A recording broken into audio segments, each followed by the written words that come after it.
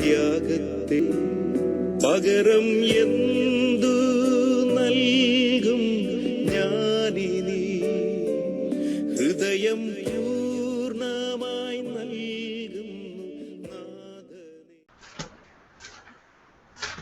നമ്മൾ കൊളോസിലാണ് പഠിച്ചുകൊണ്ടിരുന്നത്. കൊളോഷ്യൻസ് കുറേയൊക്കെ എഫേഷ്യൻസിൻ്റെ റിപ്പീറ്റേഷൻസ് ആണ്. അത് സ്പിരിച്വൽ ആയിട്ടുള്ള ലെറ്ററാണ്.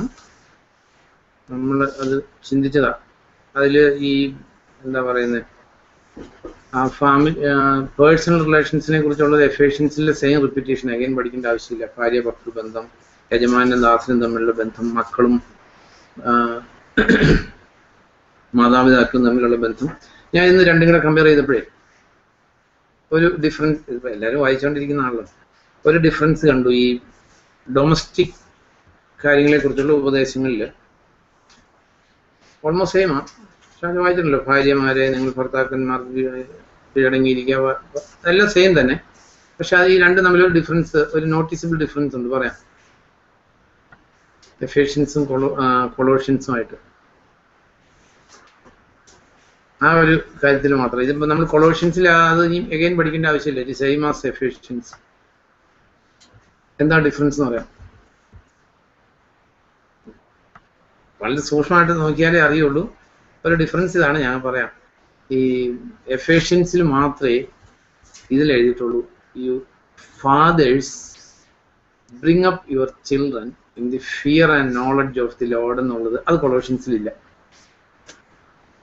ശ്രദ്ധിച്ചാലേ അറിയുള്ളൂ. പക്ഷേ കൊളോഷ്യൻസിൽ എഴുതിയേക്കുന്നിടത്ത്, കൊളോഷ്യൻസിൽ ഇങ്ങനെ എഴുതിയേക്കുന്നത്, അതിൻ്റെ 21 മാതാപിതാക്കളെ നിങ്ങളുടെ മക്കളെ നിങ്ങൾ പ്രകോപിപ്പിക്കരുത്, അവർക്ക് മനസ്സിടു ഉണ്ടാവും. ഈ സെയിം എഫേഷ്യൻ 6 എടുക്കുമ്പോൾ ഈ കാര്യം പറഞ്ഞിട്ടുണ്ട്. അതിൻ്റെ കൂടെ ഒരു കാര്യം കൂടെ അവിടെ കൂടുതലുണ്ട്. എഫേഷ്യൻ 6 പിതാക്കന്മാരെ, മറ്റിടത്ത് മാതാപിതാക്കളെ എന്നാണ്, പേരൻസ് എന്നാണ് അല്ലേ. ഇംഗ്ലീഷിൽ വരുമ്പോൾ മാതാപിതാക്കൾ പേരൻസ് ആണ്. ഇവിടെ എഫേഷ്യൻസിൽ വരുമ്പോൾ പിതാക്കന്മാരെന്നാണ്. പിതാക്കന്മാരെ നിങ്ങളുടെ മക്കളെ നിങ്ങൾ പ്രകോപിപ്പിക്കരുത്. അത് കൊളോഷ്യൻസിലുണ്ട്. അറ്റ് ദി സെയിം ടൈം പിന്നീടുള്ള കാര്യം എഫേഷ്യൻസിൽ മാത്രമേ ഉള്ളൂ. അതായത് കർത്താവിൻ്റെ ശിക്ഷണത്തിലും ഉപദേശത്തിലും അവരെ വളർത്തുക. ഞാൻ ഈ നിയമത്തിലെ പുസ്തകങ്ങൾ ഇങ്ങനെ വായിക്കുമത്. അപ്പം നിയമത്തിലെ പുസ്തകങ്ങൾ വായിച്ചപ്പോൾ, കാരണം ഈ കർത്താവിൻ്റെ ടീച്ചിങ്സ് മുഴുവൻ അതിനെ ബേസ് ചെയ്ത ഷാജൻ ശ്രദ്ധിച്ചിട്ടുണ്ട്. കംപ്ലീറ്റ് ടീച്ചിങ്, കംപ്ലീറ്റ് അതിൻ്റെ അതിൽ നിന്ന് കർത്താവ് എന്താ പറയുന്നത്, സ്വർഗരാജ്യത്തിൻ്റെ പ്രിൻസിപ്പിൾസ് മുഴുവൻ ഫോമുലേറ്റ് ചെയ്തേക്കുന്നത് നിയമത്തിൽ നിന്നാണ്. അപ്പോൾ അതിനകത്ത് പറഞ്ഞിരിക്കുന്നത് എല്ലാം അതിൻ്റെ തന്നെ ശരിക്ക് ആ കർത്താവിൻ്റെ റിയൽ ടീച്ചിങ് കർത്താവ് കൊണ്ടുവന്നേക്കുന്ന നിയമത്തിൽ നിന്നുള്ള ആ ടീച്ചിങ്ങിൻ്റെ. അപ്പോൾ ഈ കൊളോഷ്യൻസിലേക്ക് മടങ്ങി വരുമ്പോൾ, അത് ഞാനിങ്ങനെ ഇൻസിഡൻ്റലായിട്ട് പറഞ്ഞതെന്നുള്ളൂ. കൊളോഷ്യൻസിൽ നമ്മളെല്ലാം ചിന്തിച്ചതാണ്. ഈ 1ാം അധ്യായത്തിൽ ഒരു കാര്യം കൂടെ പറഞ്ഞ് നമുക്ക് വിൽ സ്റ്റോപ്പ് ഇറ്റ്. നമ്മൾ അത് ചിന്തിച്ചതാണ്, എന്നാലും ഒന്നുകൂടെ അത് കംപ്ലീറ്റ് നോക്കിയില്ലായിരുന്നു. അപ്പോൾ ഈ അക്കോർഡിംഗ് ടു കൊളോഷ്യൻസ് പല സ്ഥലത്തും ക്രിസ്ത്യ വളർച്ചയെക്കുറിച്ച് പലതും എഴുതിയിട്ടുണ്ട്. ഹീബ്രൂസിൽ ചില കാര്യങ്ങൾ എഴുതിയിട്ടുണ്ട്. Discerning between soul and spirit എഴുതിയിട്ടുണ്ട്. അല്ലെങ്കിൽ ഇപ്പം പൗലോസിൻ്റെ ഫിലിപ്പ് ലേഖനത്തിൽ പൗലോസ് എഴുതിയിട്ടുണ്ട്. എന്താ പറയുന്നത്, എനിക്ക് അവൻ്റെ മരണത്തിൽ ഉയർപ്പിൻ്റെ ശക്തി അറിഞ്ഞ് മരണത്തിൽ അവനെ പോലെയായി കഴിയുമെങ്കിൽ മരിച്ചവരിൽ നിന്നുള്ള പുനരുത്ഥാനം നേടണം, നമ്മിൽ പക്വത വന്നവരെല്ലാം ഇങ്ങനെ വേണം ചിന്തിക്കാൻ. ഇല്ല, പല സ്ഥലത്തും പലത് എഴുതിയിട്ടുണ്ട്. എന്നാൽ അക്കോർഡിംഗ് ടു കൊളോഷ്യൻസ് എന്താ ക്രിസ്തീയ പക്വത, അത് നമ്മൾ അറിഞ്ഞു. ഇതെല്ലാം നമുക്ക് പ്രാപിച്ചേ പറ്റൂ. ഈ കൊളോഷ്യൻസ് അനുസരിച്ച് എന്താ ക്രിസ്തീയ പക്വത, എന്താ രാജ്യം, നമ്മളെല്ലാം പക്വത പ്രാപിക്കണല്ലോ, വേണ്ടേ? അത് നമ്മൾ ഇന്ന് ശിശുക്കളായിട്ടിരുന്നാൽ മതിയോ? എന്താ ഷാജ അക്കോർഡിംഗ് ടു കൊളോഷ്യൻസ് ക്രിസ്തീയ പക്വത അല്ലെങ്കിൽ വളർച്ച? ഈ ചാപ്റ്റർ 1 നമ്മൾ ചിന്തിച്ചതാ, എന്നാലും ഒന്നുകൂടെ ചിന്തിക്കാം. നിങ്ങളെക്കുറിച്ച് 1:9 നിങ്ങളെക്കുറിച്ച് കേട്ട ദിവസം മുതൽ നിങ്ങൾക്ക് വേണ്ടി നിങ്ങൾ ദൈവഹിതത്തെക്കുറിച്ചുള്ള അറിവും ആധ്യാത്മിക ജ്ഞാനവും വിവേകവും തികഞ്ഞവരാകാൻ വേണ്ടി ഞങ്ങൾ നിരന്തരം പ്രാർത്ഥിക്കുന്നു.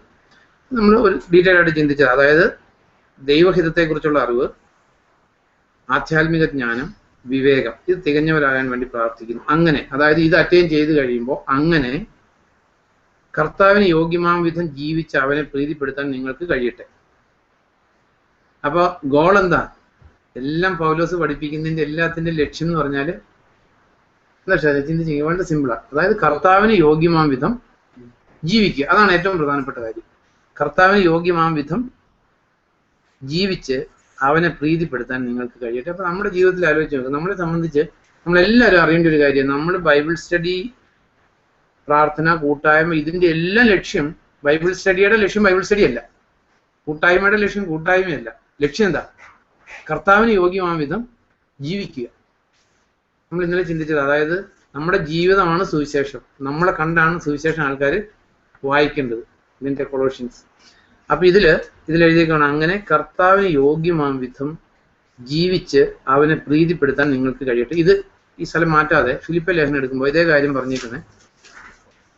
ഈ അപ്പസ്തലന്മാരെല്ലാം ഹൃദയവേദനയോടെ പഠിപ്പിച്ച കാര്യം ഇതാണ്, കർത്താവിന് യോഗ്യമാം വിധം ജീവിക്കുക. 1:27 എടുക്കുമ്പോൾ 1:27 ഷാജാന്ന് വെച്ചു, നിങ്ങളുടെ ജീവിത രീതി ക്രിസ്തുവിന്റെ സുവിശേഷത്തിന് നിൽക്കുന്നതായിരിക്കണം. ഇതാണ് പ്രധാനം. അത് മാത്രമേ പ്രധാനമുള്ളൂ. പൗലോസ് പറയാം, നിങ്ങളുടെ ജീവിത രീതി എങ്ങനെയായിരിക്കണം? It must be according to the gospel of the lord. അപ്പൊ നമ്മുടെ ജീവിതം കണ്ടാല് ആൾക്കാർ പറയണം ഇത് ക്രിസ്തുവിന്റെ ശിഷ്യനാണെന്ന് പറഞ്ഞ് നിങ്ങളുടെ ജീവിത രീതി കർത്താവിന്റെ സുവിശേഷത്തിന് നിരക്കുന്നതായിരിക്കണം. അതാണ് കർത്താവ് പറഞ്ഞ ഇടുങ്ങിയ വഴി. അത് ലോകത്തിന്റെ പ്രമാണങ്ങൾ വെച്ച് ലോകത്തിന്റെ ഹൃദയത്തോടു കൂടി നോക്കുമ്പോൾ അത് ഭയങ്കര ഒരു ടഫ് പാത്തായിരിക്കും. അപ്പൊ കർത്താവ് പറയും നിങ്ങളുടെ ജീവിത രീതി ക്രിസ്തുവിന്റെ സുവിശേഷത്തിന് നിരക്കുന്നതായിരിക്കും. ഇതാണ് പ്രധാനം, അതാണ് ഏറ്റവും പ്രധാനപ്പെട്ട കാര്യം. അപ്പൊ കൊളോഷ്യൻസിലേക്ക് മടങ്ങി വരുമ്പോൾ അത് നമ്മൾ ചിന്തിച്ചത് ഇവിടെ പൗലോസ് അങ്ങനെ ക്രിസ്തുവിന് കർത്താവിന് യോഗ്യമാം വിധം ജീവിച്ച് 1:10 കർത്താവിന് യോഗ്യമാം വിധം ജീവിച്ച് അവനെ പ്രീതിപ്പെടുത്താൻ നിങ്ങൾക്ക് കഴിയട്ടെ. അപ്പൊ കർത്താവിന് യോഗ്യമാം വിധം ജീവിക്കുമ്പോൾ എന്തുണ്ടാവും? സർവവിധ സൽപ്രവൃത്തികളുമാകുന്ന ഫലം ഉണ്ടാകും, ദൈവജ്ഞാനത്തിൽ വളരും, ദൈവത്തിന്റെ മഹത്വപൂർണമായ ശക്തിയാൽ നിങ്ങൾ എല്ലാ വിധത്തിലും ശക്തരാകുക. അപ്പോൾ ഈ ദൈവത്തിന് യോഗ്യമായ വിധം ജീവിക്കുമ്പോൾ ഉണ്ടാകുന്ന ക്വാളിറ്റിയിലേക്ക് പറഞ്ഞു വരുന്ന പൗലോസ്, അങ്ങനെ എല്ലാ വിധത്തിലും ശക്തരാകുക. അങ്ങനെ 11ാം സെന്റൻസ്, ദൈവത്തിന്റെ മഹത്വപൂർണമായ ശക്തിയാൽ നിങ്ങൾ എല്ലാ വിധത്തിലും ശക്തരാകുക. അടുത്താണ് ഗോള്. അങ്ങനെ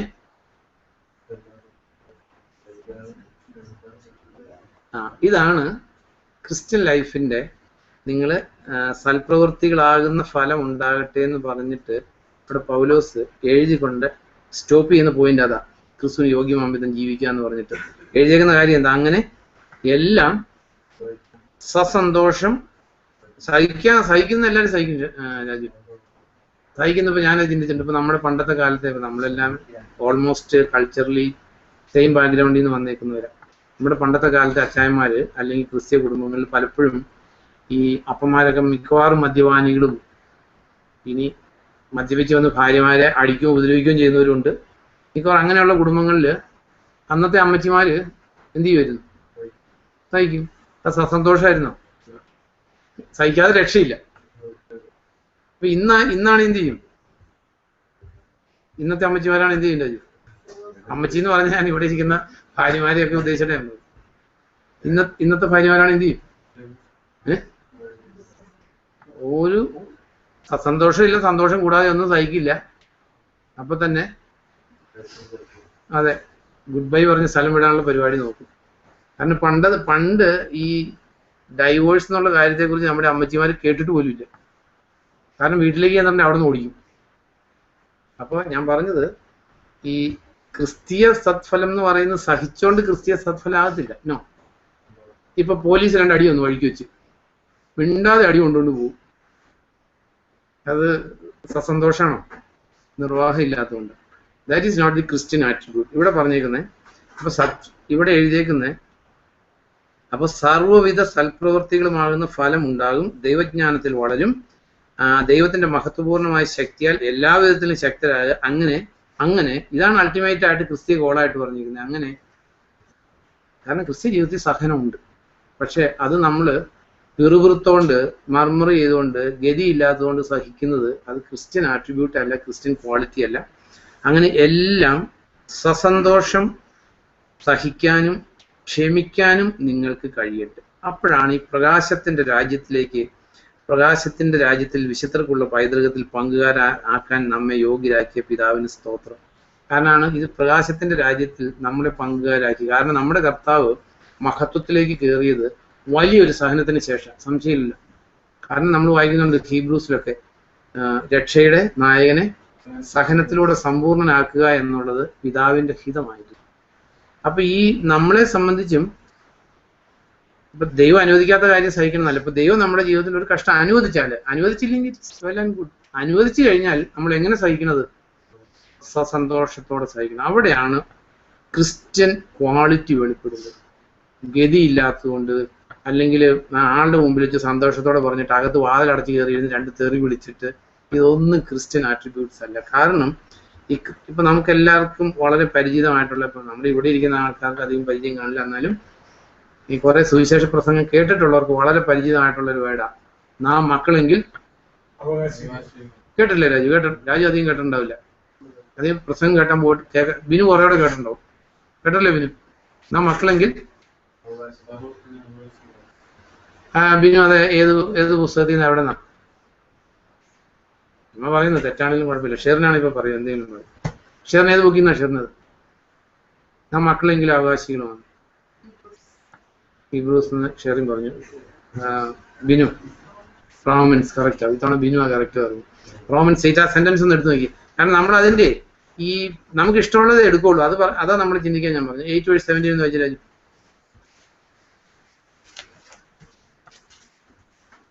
ബിനു ഇപ്പൊ ഉദ്ദേശിച്ച പോലെ അല്ല. ബിനു ഭയങ്കര പെർഫോമൻസ് ആണ്. 8:17 എന്ന് വായിച്ചു. നാം മക്കളെങ്കിൽ അവകാശികളും ആകുന്നു. ക്രിസ്തുവിനൊപ്പം മഹത്വം നേടേണ്ടതിന് അവനോടുകൂടി പീഡ സഹിക്കുന്നെങ്കിൽ നാം ദൈവത്തിന്റെ അവകാശികളും ക്രിസ്തുവിനോടൊപ്പമുള്ള അവകാശം ആകുന്നു. ഈ സെക്കൻഡ് പാർട്ട് ആരെങ്കിലും പറഞ്ഞു കേട്ടിട്ടുണ്ടോ? ഇത് വളരെ എല്ലാവർക്കും വളരെ പ്രശസ്തമായിട്ടുള്ള വാക്കായത്. നാം മക്കളെങ്കിൽ അവകാശികളുമാണ്. അവിടെ അവസാനിച്ചു. പക്ഷെ എഴുതിയേക്കുന്നത് എന്താ? നാം മക്കളെങ്കിൽ അവകാശികളുമാകുന്നു, ക്രിസ്തുവിനോടൊപ്പം മഹത്വം നേടേണ്ടതിന് അവനോടുകൂടി പീഡ സഹിക്കുന്നെങ്കിൽ നാം ദൈവത്തിന്റെ അവകാശികൾ, ക്രിസ്തുവിനോടൊപ്പമുള്ള അവകാശികളാകുന്നു. ഈ second part nobody will tell. കാരണം ആർക്കും ഇഷ്ടമില്ല. ആർക്കെങ്കിലും ഇഷ്ടമുണ്ടോ കഷ്ടം സഹിക്കാൻ? പക്ഷെ ശരിക്കും പറഞ്ഞ അപ്പസ്തലനായ പൗലോസ് പറയുന്ന പോലെ കർത്താവിനോടുകൂടി കഷ്ടം സഹിക്കാൻ ഇടയാകുന്നത് ഒരു ഓണറബിൾ ടൈറ്റിലാണ്. ഇങ്ങനെയല്ലേ ഫിലിപ്പ് ലേഖനം 1:29 വായിക്കുമ്പോൾ, ഫിലിപ്പിയൻസ് 1:29. രാജു ഒന്ന് വായിച്ചു പെട്ടെന്ന്.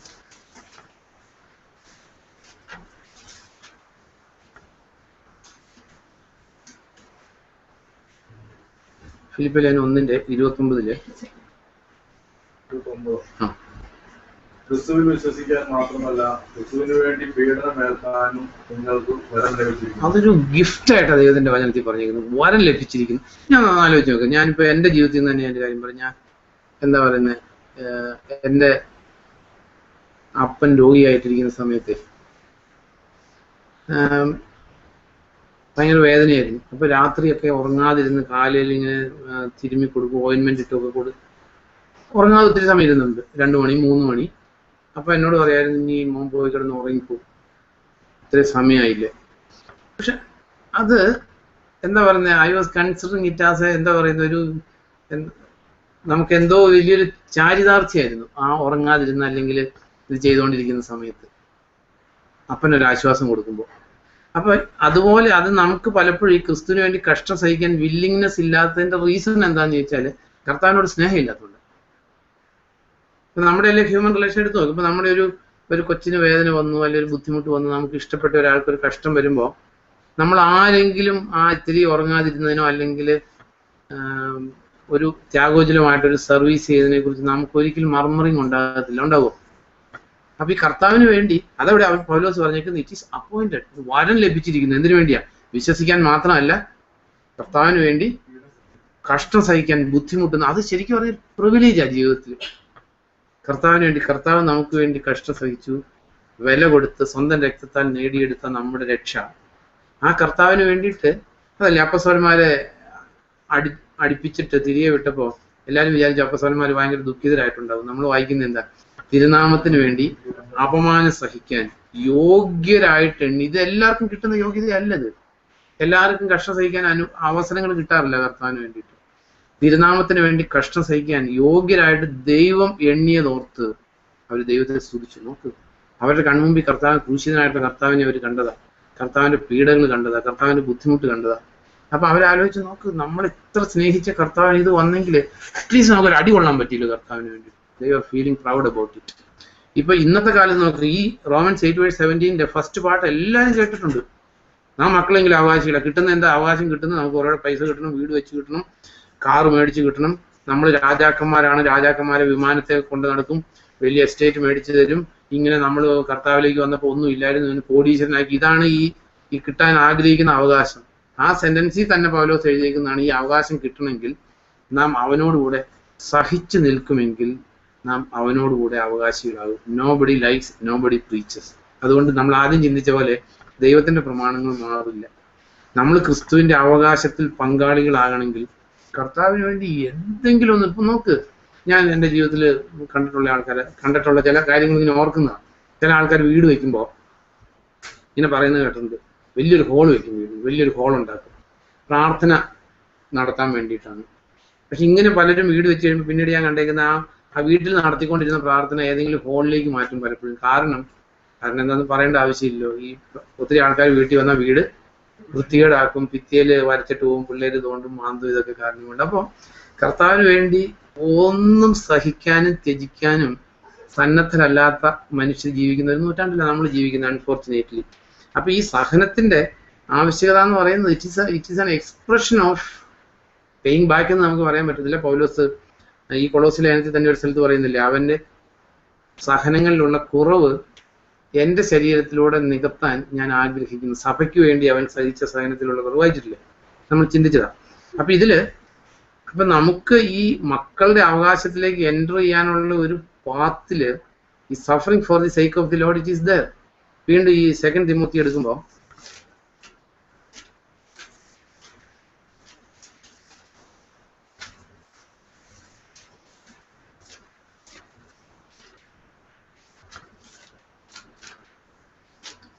ചാപ്റ്റർ 2 ഇത് വളരെ പ്രധാനപ്പെട്ട ഒരു കാര്യം. കാരണം ഇതിൽ കണ്ടീഷനായിട്ട് എഴുതിയേക്കുന്ന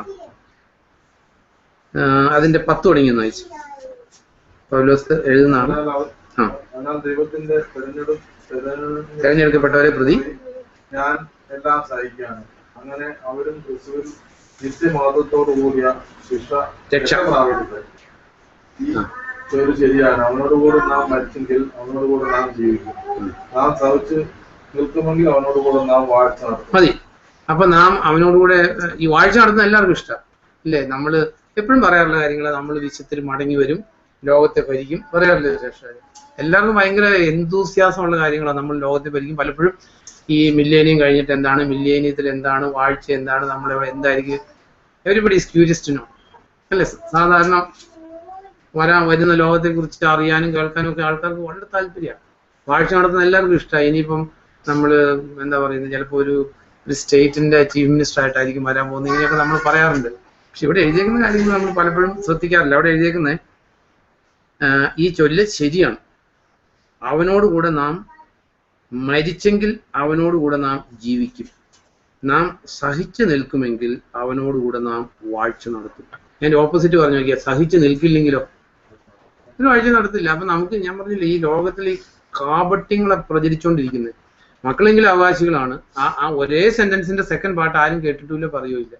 അവനോടുകൂടെ നാം സഹിച്ചു നിൽക്കുമെങ്കിൽ നാം അവനോടുകൂടെ വാഴ്ച നടത്തും, നമ്മൾ അവകാശികളായി തീരും. ഇവിടെ പറയാണ്, നമ്മൾ സഹിച്ചു നിൽക്കുമെങ്കിൽ അവനോടുകൂടെ നാം വാഴ്ച നടത്തും.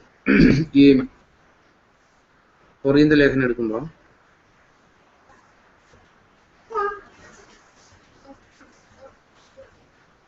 ഈ കഷ്ടങ്ങളെ കുറിച്ച് പൗലോസിന്റെ ജീവിതം 2 കൊറിന്ത്യൻസില് അറിയാവുന്ന സ്ഥല, എന്നാലും പൗലോസിന്റെ ജീവിതത്തിലെ 11:23 തുടങ്ങിയെന്ന് വായിക്കുമ്പോൾ വായിക്കാം. എടുത്ത് വായിക്കോ. 2 കൊറിന്ത്യൻസ് 11:23 തുടങ്ങി പൗലോസ് ജീവിതത്തെ കുറിച്ച് എഴുതിയേക്കുന്ന. പൗലോസ് എഴുതിയില്ലായിരുന്നു, നമ്മൾ അറിയില്ലായിരുന്നു പൗലോസിന്റെ ജീവിതം എങ്ങനെ കടന്നുപോയി. അവർ ക്രിസ്തുവിന്റെ ദാസരാണോ? ഞാൻ പ്രാന്തനെ പോലെ പറയുകയാണ്, ഞാൻ മികച്ച ദാസനാണ്. കൂടുതൽ പണിയെടുത്തവർ, കൂടുതൽ പ്രാവശ്യം തടവിലാക്കപ്പെട്ടവർ, ഏറെ തല്ല് കൊണ്ടുപോയി, പലവട്ടം മരണത്തിന്റെ വക്കിലെത്തിയത്, ദൂതരിൽ നിന്ന് 40 ചാട്ടടി, 1 കുറെ 5 പ്രാവശ്യം ഞാൻ കൊണ്ട് 3 വട്ടം വടി കൊണ്ടുള്ള അടിയേറ്റു, ഒരിക്കൽ തലറിയപ്പെട്ടു, 3 വട്ടം കപ്പലപകടത്തിൽപ്പെട്ടു, ഒരു രാവും ഒരു പകലും കടലിൽ ഒഴുകി നടന്നു, കൂടെയുള്ള യാത്രയിൽ നദിയിൽ അപകടം, കവർച്ചക്കാരിൽ നിന്ന് അപകടം, സ്വജനത്തിൽ നിന്ന് അപകടം, വിജാതിയിൽ നിന്ന് അപകടം, പട്ടണത്തിൽ അപകടം, മരുഭൂമിയിൽ അപകടം, കടലിൽ അപകടം, നമ്മുടെ സഹോദരിൽ നിന്ന് അപകടം, അധ്വാനത്തിലും കഷ്ടപ്പാടിലും നിദ്രാവിഹീനങ്ങളായ അനേകം രാത്രികളിലും പലപ്പോഴും ആഹാരമില്ലാതെ വിശപ്പിലും ദാഹത്തിലും തണുപ്പിലും നഗ്നതയിലും ഞാൻ കഴിഞ്ഞു. ഇതിനെല്ലാം പുറമെ എല്ലാ സഭകളെ കുറിച്ചുമുള്ള ഉൾക്കട്ട അനുദിനം എന്നെ അലട്ടിയിരുന്നു. ആരെങ്കിലും അതെ. അപ്പൊ ഇവിടെ പൗലോസിന്റെ സഹനങ്ങളെ കുറിച്ച് ഇങ്ങനെ എഴുതിയ ആലോചിച്ച് നോക്ക്. യഹൂദരിൽ നിന്ന് 1 കുറേ 40 1 കുറേ 39 × 5. അപ്പൊ എത്രയായി? 195 അല്ലേ? 3 15 195 അടി. ഈ 195 അടിയുടെ മാർക്കിങ്സ് ശരീരത്തിൽ മോസ്റ്റ് പ്രോബബ്ലി കാണും പൗലോസിന്റെ മേൽ. ദെൻ വടി കൊണ്ടുള്ള അടി, കപ്പലപകടം, ഈ കഷ്ടങ്ങളെല്ലാം. അപ്പൊ നമ്മള് we are expecting a totally different Christianity. ഈ അപ്പസ്തോലന്മാർ ജീവിച്ച, അതുകൊണ്ട് നമ്മൾ ഇങ്ങനെയുള്ള ഈ പീഡനങ്ങളിലേക്ക് നമ്മൾ കടന്നു പോയത് നമ്മളതിന് യോഗ്യരല്ലെന്ന്. അതാ എൻ്റെ റിയൽ ആയിട്ടുള്ള റീസൺ. ഇതൊരു വരമാണ്, ഗിഫ്റ്റാ. കർത്താവിന് വേണ്ടിയിട്ട് അവർ കഷ്ടം സഹിച്ചു. നമ്മള് ഒരു കൊതുകടി കൊള്ളേണ്ട വന്നാൽ പോലും കർത്താവിന് വേണ്ടി കഷ്ടം സഹിച്ചെന്ന് സാക്ഷ്യം പറയും ആൾക്കാർ. അപ്പൊ ഇവിടെ ഇതെല്ലാം സഹിച്ചിട്ട് ഇതിനെക്കുറിച്ച് പോൾ പറയുന്നത് നമ്മൾ ചിന്തിക്കേണ്ടത്. ഈ പുസ്തകം തന്നെ 2 കൊറിന്ത്യൻസ് 4:16 തുടങ്ങി വായിക്കുമ്പോൾ വായിച്ചോ. 4:16 തുടങ്ങി. അതുകൊണ്ട് ഞങ്ങൾ ഹൃദയരാകുന്നില്ല, മീൻസ് ഞങ്ങൾ നിരാശരാകുന്നില്ല എന്ന് വാക്കിന്റെ അർത്ഥം. ഭക്തൻ ഹൃദയരാകുന്നില്ല. ബാഹ്യ മനുഷ്യൻ ക്ഷയിച്ചു പോകുന്നെങ്കിലും ഞങ്ങളുടെ ആന്തരിക മനുഷ്യൻ അനുദിനം നവീകരിക്കപ്പെടുന്നു. കാരണം നിസ്സാരവും ക്ഷണികവുമായ ഈ പൗലോസിന്റെ ഞെരുക്കങ്ങളായി എഴുതി നമ്മൾ വായിച്ചത്. അതിനെക്കുറിച്ച് പൗലോസ് എന്താ പറയുന്നത്? നിസ്സാരവും ക്ഷണികവുമായിട്ടുള്ള ഈ ഞെരുക്കങ്ങൾ ഞങ്ങൾക്ക് അതുല്യമായ നിത്യമഹത്വം ഒരുക്കുന്നു. ദൃശ്യമായവയല്ല, അദൃശ്യമായവയാണ് ഞങ്ങൾ നോക്കുന്നത്. ദൃശ്യമായവ നൈമിഷ്യങ്ങളാണ്, അദൃശ്യമായവയോ മനുഷ്യങ്ങളാണ്. അപ്പൊ നമ്മുടെ ഇന്നത്തെ ക്രിസ്ത്യാനിറ്റി എന്ന് പറയുന്നത്, ഇപ്പൊ നമ്മൾ അറിഞ്ഞിരിക്കേണ്ട ഒരു കാര്യം, നമ്മൾ ഇതിൽ നിന്ന് രക്ഷപ്പെടാൻ പരിശ്രമിക്കുക എന്നല്ല, നമ്മൾ ഇതിൽ നിന്ന് ടോട്ടലി ഫ്രീ അല്ല. പൗലോസ് പറയുന്ന റീസൺ എന്താണെന്ന് വെച്ചാൽ, ഈ ഞെരുക്കങ്ങൾ നിസ്സാര എന്ന് പറയാൻ കാരണം എന്താ? അതായത് ഒന്ന്, ഞങ്ങൾക്ക് ഇത് അതുല്യമായ നിത്യമഹത്വം ഒരുക്കുന്നു. പിന്നെ ദൃശ്യമായവയല്ല, അദൃശ്യമായവയാണ് ഞങ്ങൾ ഉറ്റുനോക്കുന്നത്. കാരണം ദൃശ്യമായവ നൈമിഷികങ്ങളാണ്, അദൃശ്യമായവയോ അനശ്വരങ്ങളാണ്. അപ്പോ ഈ സീയിങ് ബിയോണ്ട് ദി ഡെത്ത്, അല്ലെങ്കിൽ മരണത്തിനപ്പുറത്തേക്കുള്ള ഒരു ദർശനം ഉണ്ടായിരുന്നുകൊണ്ട്, അല്ലെങ്കിൽ നിത്യജീവനെ കുറിച്ച് ഉറപ്പുണ്ടായിരുന്നുകൊണ്ട്, അല്ലെങ്കിൽ ഈ ശരീരം ക്ഷയിച്ചു പോയാലും മനുഷ്യകരങ്ങൾ കൊണ്ട് നിർമ്മിക്കപ്പെടാത്തതും സ്വർഗത്തിൽ എന്നെന്നും നിലനിൽക്കുന്നതുമായിട്ടുള്ള ഒരു ഭവനം ഉണ്ടെന്ന് ഉറപ്പുണ്ടായിരുന്നുകൊണ്ട് ഈ അടി കിട്ടുമ്പോഴും ഈ ബുദ്ധിമുട്ട് വരുമ്പോഴും ഒന്നും പൗലോസിന് ഒരു പ്രശ്നം ഉണ്ടായിരുന്നില്ല. അപ്പൊ നമ്മുടെ ജീവിതത്തിൽ പൗലോസ് ഇതിനെ വിളിക്കുന്നത് എന്താ പറയുന്നത്? നിസാരവും ക്ഷണികവുമായ ഈ ഞെരുക്കങ്ങൾ എന്ന് പറഞ്ഞിരിക്കുന്ന കാര്യങ്ങൾ വായിക്കുമ്പോൾ നമ്മൾ ആലോചിച്ച് നോക്ക്. എന്നാൽ നമ്മളിപ്പം നമ്മുടെ ജീവിതത്തിൽ നോക്ക്, കഷ്ടങ്ങളോടുള്ള ആറ്റിറ്റ്യൂഡ് മനുഷ്യന്റെ ആലോചിച്ച്, കഷ്ടമില്ലാത്തൊരു ക്രിസ്ത്യാനിറ്റിയെ കുറിച്ച്, കഷ്ടമുള്ള ക്രിസ്ത്യാനിറ്റിയെ കുറിച്ച് ആർക്കും കേൾക്കാൻ പോലും താല്പര്യമില്ല. Nobody likes to even hear. കാരണം കേൾവിക്ക് ഇമ്പുള്ളത് മാത്രമേ കേൾക്കാൻ പറ്റൂ എന്ന് നമ്മൾ ഓർത്തിരിക്കേണ്ട ഒരു കാര്യം. കൊളോസ്യ ലേഖനത്തിൽ നമ്മൾ ചിന്തിച്ച കാര്യം അങ്ങനെ, അതായത് ദൈവജ്ഞാനത്തിൽ വളർന്ന് കർത്താവിനെ കുറിച്ചുള്ള പരിജ്ഞാനം സംഭവിച്ച്, പ്രധാനപ്പെട്ട കാര്യം ഇതാണ്, സുവിശേഷത്തിന് നിരക്കുന്ന രീതിയിൽ നമ്മുടെ ജീവിതം ഉണ്ടായിരിക്കണം. അതാണ് ഏറ്റവും പ്രധാനപ്പെട്ടത്. നമ്മുടെ ജീവിതത്തിന് മാത്രമേ വിലയുള്ളൂ. അല്ലാതെ ബൈബിൾ കാണാപ്പാഠം പഠിക്കുന്നതോ, ബൈബിൾ ക്വിസിൽ ജയിക്കുന്നതോ, അല്ലെങ്കിൽ സുവിശേഷ പ്രവർത്തനത്തിന് പോകുന്നതോ, 10 രാജ്യത്തിൽ പോയി സുവിശേഷം പറയുന്നത്, ഇതൊന്നും നമ്മളെ നിത്യതയെ കൊണ്ടെത്തിക്കത്തില്ല. നമ്മുടെ ജീവിതം റൈറ്റ് അല്ലെങ്കിൽ നമ്മൾ എന്നും ചിന്തിക്കുന്ന കാര്യമാണ്, അധർമ്മം പ്രവർത്തിക്കുന്നവരെ എന്നിൽ നകന്നു പോകും. അപ്പൊ നമ്മുടെ ജീവിതത്തിൽ ഇത് അതുകൊണ്ടാണ് ആ ഡൊമസ്റ്റിക് റിലേഷൻസിനെ കുറിച്ചാണ് കൊളോസ്യ ലേഖനത്തിലും എഫേസ്യ ലേഖനത്തിലും എഴുതിയേക്കുന്നത്. ഈ കഷ്ടം വെളിപ്പെടുന്നത് എവിടെയാണ്?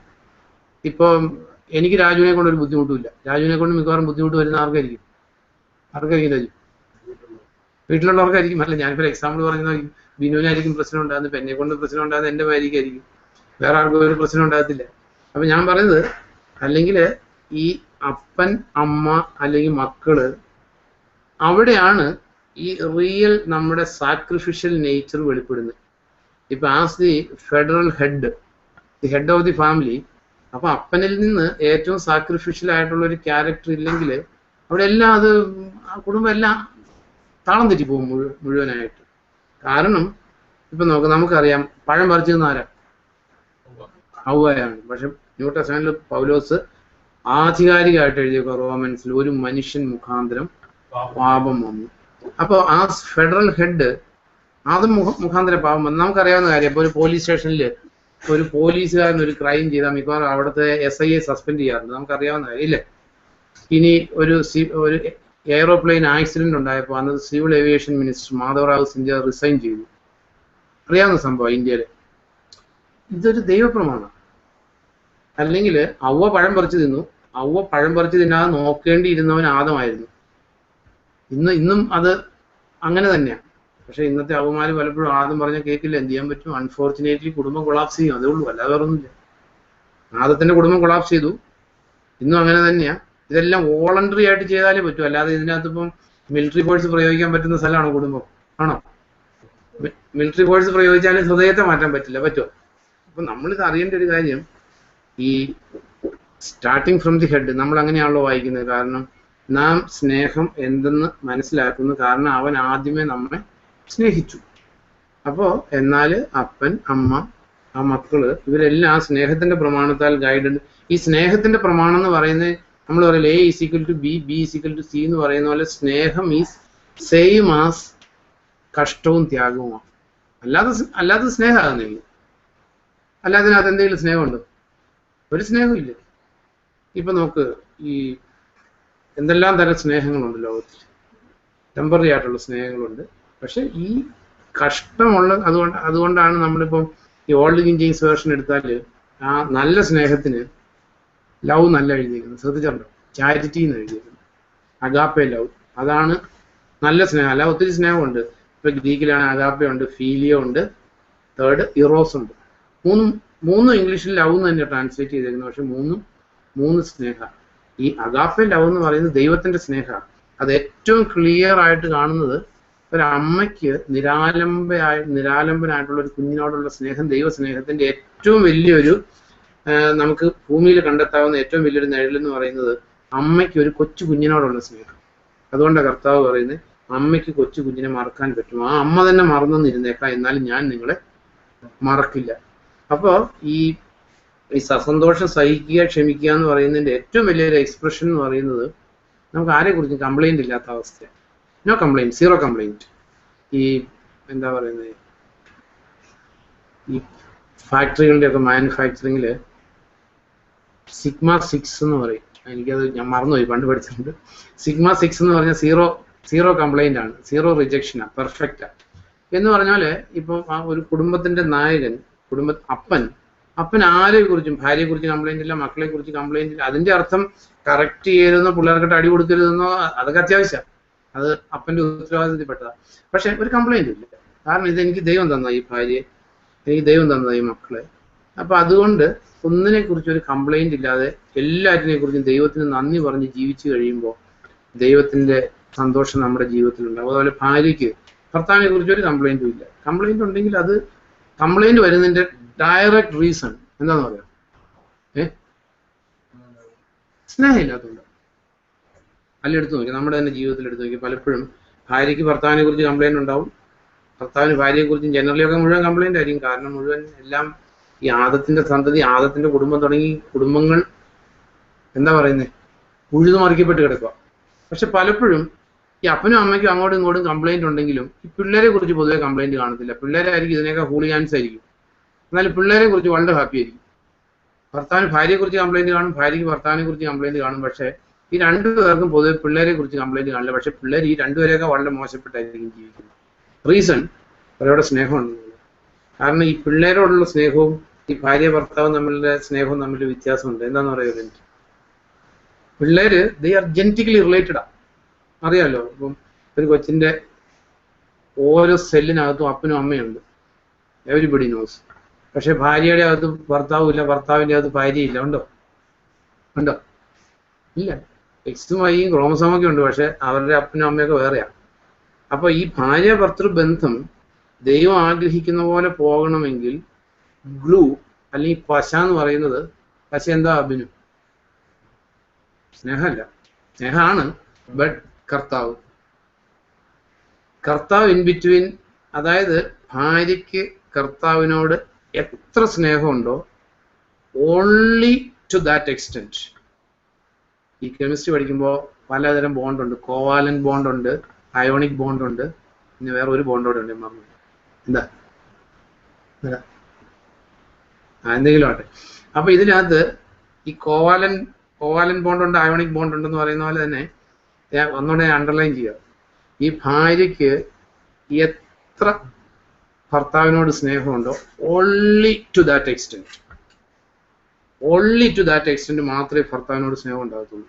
സെയിം വേ ഭർത്താവിന് കർത്താവിനോട് എത്ര സ്നേഹമുണ്ടോ ഓൺലി ടു ദാറ്റ് എക്സ്റ്റെന്റ് മാത്രമേ ഈ ബൈബിളിൽ പറഞ്ഞിരിക്കുന്ന അഗാപ്പെ ലവ് ഉണ്ടാകത്തുള്ളൂ. അല്ലാത്ത ഇറോസും ഫീലിയൊക്കെ ഉണ്ടാവും. അതൊക്കെ കാമുകന്മാരുടെ സ്നേഹവും എന്താ പറയുന്നത് മെയിൽ ഫീമെയിൽ സ്നേഹങ്ങളും വഴിക്ക് വെച്ച് കാണുമ്പോഴുള്ള സ്നേഹവും പ്രോസ്റ്റിറ്റ്യൂഷനിലെ സ്നേഹവും ബ്രോത്തലിലെ സ്നേഹമൊക്കെ അത് ആ സ്നേഹത്തിനൊക്കെ ഉപയോഗിച്ചിരിക്കുന്ന വാക്കുകളാണ്. പക്ഷേ ഈ ദൈവത്തിന്റെ സ്നേഹം കർത്താവിനോടുള്ള സ്നേഹത്തിന്റെ ആ സെയിം അളവിലല്ലാതെ ഒരു കണിക പോലും. അപ്പോൾ നമ്മുടെ ഭാര്യ കർത്താവിനെ കൂടുതൽ സ്നേഹിക്കുന്നുണ്ടെങ്കിൽ ഓൾവേസ് ബി റിജോയ്സിങ്, കാരണം ആ ഭാര്യ കൂടുതൽ സ്നേഹിക്കും. അല്ലെങ്കിൽ ഭർത്താവ് കർത്താവിനോട് കൂടുതൽ അടുത്ത് വരുവാണെങ്കിൽ ഭാര്യമാർ വളരെ ഹാപ്പി ആയിരിക്കണം. അല്ലാതെ നീ അങ്ങോട്ട് പ്രാർത്ഥനയ്ക്ക് പോകരുത്, പ്രാർത്ഥനയ്ക്ക് പോകുന്നതിന് തടസ്സം.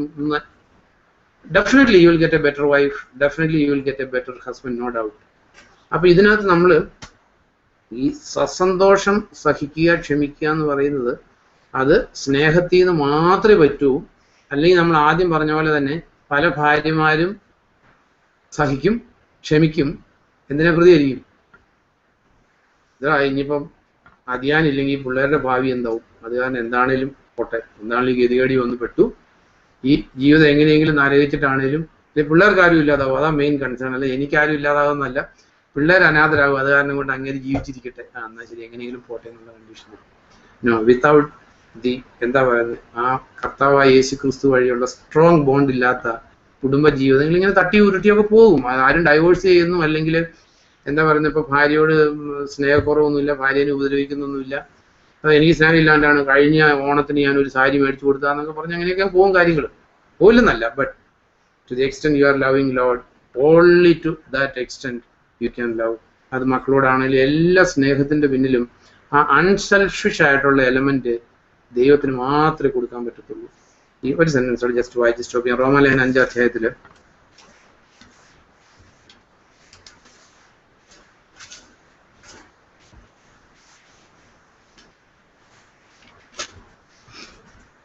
5:3 തുടങ്ങി വായിക്കുമ്പോൾ അതിനും ഉപരിയായി നമ്മുടെ കഷ്ടതകളിൽ നാം ആനന്ദിക്കുന്നു. അപ്പൊ ഇവിടെ നമ്മൾ അറിയേണ്ട കാര്യം, ദൈവം അനുവദിക്കുന്ന കഷ്ടതകളാണെങ്കിൽ നമ്മൾ ദുഃഖിക്കുകയാണോ പെറുപിറുക്കുകയാണോ വേണ്ടത്? നമ്മുടെ കഷ്ടതകളിൽ നാം ആനന്ദിക്കുന്നു. കാരണം വായിച്ചു, കഷ്ടത നമുക്ക് സഹനശീലം നൽകുന്നു എന്ന് നമുക്കറിയാം. സഹനശീലത്തിൽ നിന്ന് സ്വഭാവ ഗുണത്തിൽ നിന്ന് പ്രത്യാശയും ഉണ്ടാകുന്നു. പ്രത്യാശയ്ക്ക് ഭംഗം വരുന്നില്ല, കാരണം നമുക്ക് നൽകപ്പെട്ട പരിശുദ്ധാത്മാവ് വഴി ദൈവസ്നേഹം നമ്മുടെ ഹൃദയങ്ങളിൽ ചൊരിയപ്പെട്ടിരിക്കുന്നു. അപ്പൊ ഈ കഷ്ടതയും ബുദ്ധിമുട്ടികളൊക്കെ വന്നു കഴിയുമ്പോൾ നമുക്ക് സ്വഭാവ ഗുണം ഉണ്ടാവും. അപ്പൊ ദൈവത്തിന്റെ പരിശുദ്ധാത്മാവിന് നമ്മുടെ ജീവിതത്തിൽ പ്രവർത്തിക്കാൻ പറ്റും. അങ്ങനെ ദൈവത്തിന്റെ പരിശുദ്ധാത്മാവ് വഴി എന്തുണ്ടാവും? നമ്മുടെ ഹൃദയങ്ങളിലോട്ട് ദൈവസ്നേഹം. അതാണ് ദൈവത്തിന്റെ സ്നേഹം. ബാക്കിയുള്ള ഒത്തിരി സ്നേഹമുണ്ട് ലോകത്തിൽ. ഈ ദൈവസ്നേഹം എന്ന് പറയുന്നത് ദൈവത്തിന് മാത്രമേ തരാൻ പറ്റൂ. ഇത് ദൈവത്തിന്റെ പേഴ്സണാലിറ്റിയുടെ ഒരു ഭാഗം, അത് ദൈവത്തിന്റെ തന്നെ ഒരു ഭാഗം, ദൈവത്തിന്റെ ക്യാരക്ടറാണ്. നമ്മൾ ദൈവത്തിന്റെ ഒരു പാർട്ട് ആൻഡ് പാഴ്സലായിട്ട് മാറും. എപ്പോഴും നമ്മിൽ ദൈവസ്നേഹം ഉണ്ടാകും. ഈ ദൈവസ്നേഹം ഉണ്ടാകുമ്പോൾ മാത്രമേ നമുക്ക് സന്തോഷത്തോടു കൂടി സഹിക്കാനും ക്ഷമിക്കാനും പറ്റും. അല്ലെങ്കിൽ എല്ലാം ചെയ്യുന്നുണ്ടാവും, പക്ഷെ സന്തോഷത്തോടു കൂടി ആയിരിക്കത്തില്ല. നമുക്ക് ചെയ്യുന്ന സെയിം ആയിരിക്കും, പക്ഷെ ഹൃദയാവസ്ഥ ഡിഫറെന്റ് ആയിരിക്കും. അപ്പൊ ഇവിടെ അങ്ങനെ നമ്മൾ ദൈവസ്നേഹം നമ്മുടെ ജീവിതത്തിൽ ഇല്ലെങ്കിൽ ദൈവം കഷ്ടങ്ങളെ അയച്ചുകൊണ്ടേയിരിക്കും. കാരണം ഈ കഷ്ടങ്ങളിലൂടെ മനുഷ്യൻ തകർന്നു കഴിയുമ്പോൾ എന്താ പറയുന്നത്, സ്വഭാവ ഗുണം ഉണ്ടാവും. സ്വഭാവ ഗുണം ഉണ്ടായി കഴിയുമ്പോൾ ദൈവത്തിന്റെ പരിശുദ്ധാത്മാവിന് സ്വഭാവ ഗുണം ഉണ്ടാകുന്നത് തന്നെ ദൈവത്തിന്റെ പരിശുദ്ധാത്മാവ് പ്രവർത്തിക്കുമ്പോഴാണ്. അപ്പൊ കുറച്ച് ചെറിയൊരു ക്വാണ്ടിറ്റി ദൈവസ്നേഹം ഉണ്ടാവും. ഇത്തിരി നമുക്ക് സന്തോഷത്തോടുകൂടി സഹിക്കാനും ക്ഷമിക്കാനും ഉണ്ടാവും. അല്ലെങ്കിൽ ഒരിക്കലും സന്തോഷത്തോടുകൂടി സഹിക്കാനും ക്ഷമിക്കാനും പറ്റത്തില്ല. അപ്പൊ നമ്മുടെ ജീവിതത്തിൽ ഞാൻ ഒന്നുകൂടെ റിപ്പീറ്റ് ചെയ്ത് സ്റ്റോപ്പ് ചെയ്യുക. ക്രിസ്ത്യ വളർച്ച എന്ന് പറയുന്നത് ബൈബിൾ നോളജ് അല്ല, 10 പേരോട് സുവിശേഷം പറയുന്നതല്ല, ലോക സുവിശേഷീകരണമല്ല. എല്ലാ ജീവിതത്തിലെ ദൈവം അനുവദിക്കുന്ന എല്ലാ സാഹചര്യങ്ങളെയും സന്തോഷത്തോടു കൂടി സഹിക്കാനും ക്ഷമിക്കാനും പറ്റുന്നതാണ് ദൈവം നമ്മളിൽ നിന്ന് എക്സ്പെക്ട് ചെയ്യുന്ന ഗോള്. കാരണം എന്താണെന്ന് ചോദിച്ചാൽ ഈ ക്യാരക്ടർ നമ്മൾ എത്തിയാൽ മാത്രമേ നമ്മളെ ഒരു റെസ്പോൺസിബിൾ പൊസിഷനിൽ ദൈവത്തിന് എത്തിക്കാൻ പറ്റൂ. കാരണം അവനോടുകൂടി സഹിച്ചു നിൽക്കുന്നെങ്കിൽ മാത്രമേ വാഴ്ച നടത്തത്തുള്ളൂ. അവനോടുകൂടി കഷ്ടം സഹിച്ചാലേ നമുക്ക് എന്ത് കിട്ടൂ? മക്കൾ എന്നുള്ള റൈറ്റിൽ നമുക്ക് എൻ്റർ ചെയ്യാൻ പറ്റൂ. കാരണം മക്കളെങ്കിൽ അവകാശികൾ, അവനോടുകൂടെ സഹിച്ചു നിൽക്കുന്നെങ്കിൽ ക്രിസ്തുവിനോടൊപ്പം കൂട്ടവകാശികൾ. അപ്പൊ നമ്മുടെ ജീവിതത്തിൽ പിതാവായ ദൈവം ക്രിസ്തുവിനോടുകൂടിയുള്ള ജോയിന്റ് ഹെയർസ് ആകണമെങ്കിൽ, കൂട്ടവകാശികളാകണമെങ്കിൽ നമ്മൾ ദൈവം അനുവദിക്കുന്ന എല്ലാ സാഹചര്യങ്ങളെയും സന്തോഷത്തോടു കൂടി സഹിക്കാനും ക്ഷമിക്കാനും പറ്റണം. അപ്പൊ അതാണ് ദൈവത്തിന്റെ ഗോള്. നമ്മൾ ആഗ്രഹിച്ചാൽ ദൈവം കൈപിടിച്ച് നടത്തും. നമ്മൾ പിച്ച വെച്ച് കൊച്ചു പിള്ളേർ നടക്കുന്ന പോലെ തന്നെ ഈ എത്ര വയസ്സായാലും പ്രായമായെന്ന് കരുതി ക്രിസ്ത്യൻ ക്വാളിറ്റീസ് ഉണ്ടായിക്കൊള്ളുന്നില്ല. ദൈവം പിടിച്ച് നമ്മളെ നടത്തി ഈ ക്രിസ്ത്യൻ വെർച്യൂസ് ഉള്ളവരാക്കി നമ്മളെ ആക്കി തീർക്കും.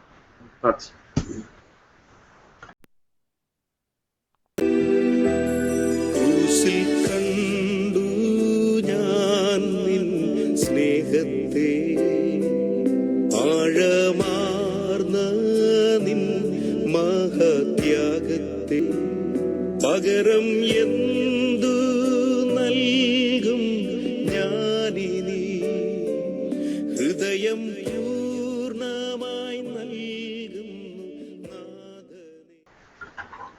നമുക്ക് കർത്താവിന് സ്തുതി സ്തോത്രങ്ങൾ അർപ്പിക്കുന്നതിന് മുമ്പ് ജസ്റ്റ് ഒരു ചെറിയൊരു പോയിന്റ് ചിന്തിച്ചിട്ട് റോമാലേഖനം 12 അധ്യായത്തില്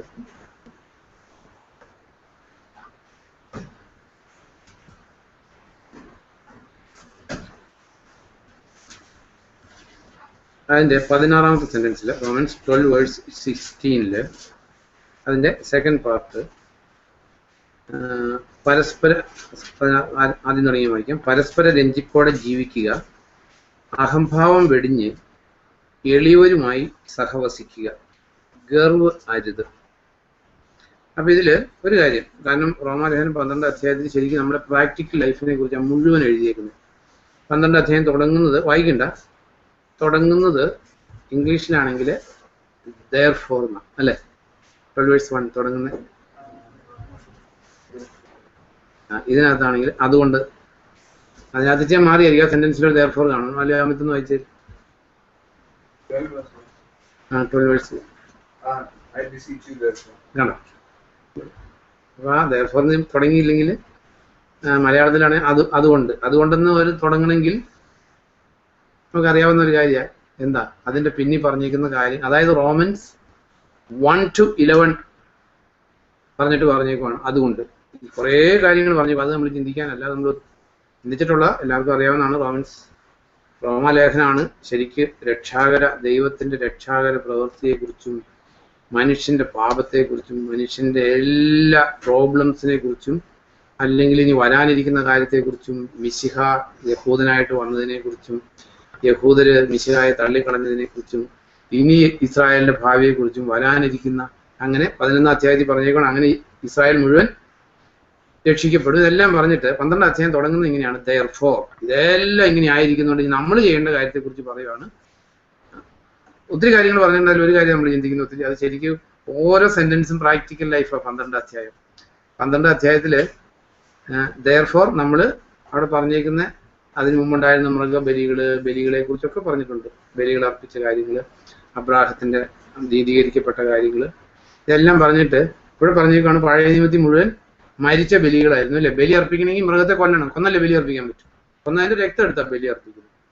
പക്ഷെ അതെല്ലാം കഴിഞ്ഞു. ബലികളെല്ലാം കർത്താവിന്റെ ബലികളോട് കൂടി അവസാനിച്ചു. റോമാലേഖനം എന്ന് പറഞ്ഞാൽ അത് ദൈവത്തെക്കുറിച്ച് മാത്രമല്ല, മനുഷ്യന്റെ ബൗദ്ധികനായിട്ടുള്ള ബുദ്ധിയുള്ള ഒരു മനുഷ്യന്റെ എല്ലാ ബുദ്ധിയുടെ തേഴ്സ്റ്റിനെ ക്വെഞ്ച് ചെയ്യുന്ന ഒരു ലേഖനം റോമാലേഖനം. എത്ര ബുദ്ധിമാന്മാരും ഇത് വായിച്ചതിനപ്പുറത്തേക്ക് ഒരു ബുദ്ധിയില്ല. അങ്ങനെയല്ലേ പൗലോസ് പറയുന്നത്?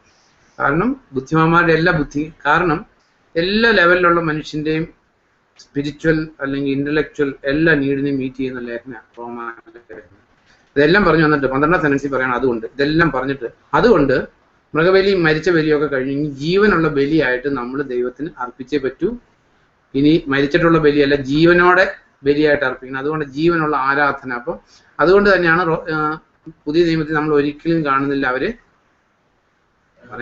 ആരാധിക്കാൻ വേണ്ടി കൂടി വന്നെന്ന് എഴുതിയിട്ടില്ല. അത് നമ്മുടെ കോണ്ടംപററി ക്രിസ്ത്യാനിറ്റി. ഞായറാഴ്ച എങ്ങോട്ട് പോകാന്ന് ചോദിച്ചാൽ എങ്ങോട്ട് പോകാന്ന് പറയും, ആരാധിക്കാൻ പോവാന്ന്. അത് എവിടെ നമുക്ക് കിട്ടിയ കാര്യങ്ങൾ, അതെന്തെങ്കിലും ആട്ടെ. അപ്പൊ കാരണം ക്രിസ്തീയ ആരാധന എന്ന് പറയുന്നത് 365 × 24 365 ദിവസം 24 മണിക്കൂർ മീൻസ് നമ്മൾ ഇരിക്കുന്നതും കിടക്കുന്നതും ജോലി ചെയ്യുന്നതും ലിവിങ് സാക്രിഫൈസ് ആണെന്ന് പറഞ്ഞാൽ ജീവനുള്ളിടത്തോളം കാലം മരണം വരെ നമ്മുടെ ആരാധനയാണ്, ജീവനുള്ള ആരാധനയാണ്. അപ്പൊ അതിൽ ഒത്തിരി കാര്യങ്ങൾ പറഞ്ഞിട്ട് എല്ലാം പ്രാക്ടിക്കൽ ലൈഫാണ് പറഞ്ഞേക്കുന്നത്. അതിന്റെ എത്രയാണ് 9ാം സെന്റൻസ് തുടങ്ങിയൊക്കെ വായിക്കുമ്പോൾ സ്നേഹം നിർമ്മലമായിരിക്കട്ടെ, ഒത്തിരി കാര്യങ്ങൾ, തിന്മയെ വെറുക്കുക, നന്മയെ മുറുകെ പിടിക്കുക, സാഹോദര്യത്തോടെ പരസ്പരം സ്നേഹിക്കുക, ആദരിക്കുന്നതിൽ മുന്നിട്ട് നിൽക്കുക, എല്ലാം അതെല്ലാം എന്താ പറയുന്നത്, ഓരോന്നും ഇൻഡിപെൻഡന്റ് ആയിട്ട് നമ്മൾ ഡീപ്പായിട്ട് ചിന്തിക്കാനുള്ള കാര്യങ്ങളുണ്ട്. പക്ഷെ നമ്മൾ ഈ ഒരു കാര്യം ചിന്തിക്കുന്നത്, അഹംഭാവം വെടിഞ്ഞ് എളിയവരുമായി സഹവസിക്കുക, ഗർവ് അരുത്. കാരണം ദി ഒറിജിനൽ സിൻ എന്ന് പറയുന്നത് ഇതാ, അല്ല മീൻസ് ഇതിന്റെ ഒറിജിനൽ സിൻ എന്ന് പറയുന്നത് ഏതാ? അതായത് ആദാമിന്റെ അവയുടെ പാപമല്ല, ലൂസിഫറിന്റെ പാപം. അതായത് ഒറിജിനൽ സിൻ എന്ന് പറയുന്നത് അഹങ്കാരമായിരുന്നു. നമുക്ക് അറിയാവുന്ന കാര്യമാണ്. ആ ലൂസിഫർ പറഞ്ഞിരുന്ന കാര്യങ്ങൾ എന്താ? ഐസിയ 14 എടുക്കുമ്പോൾ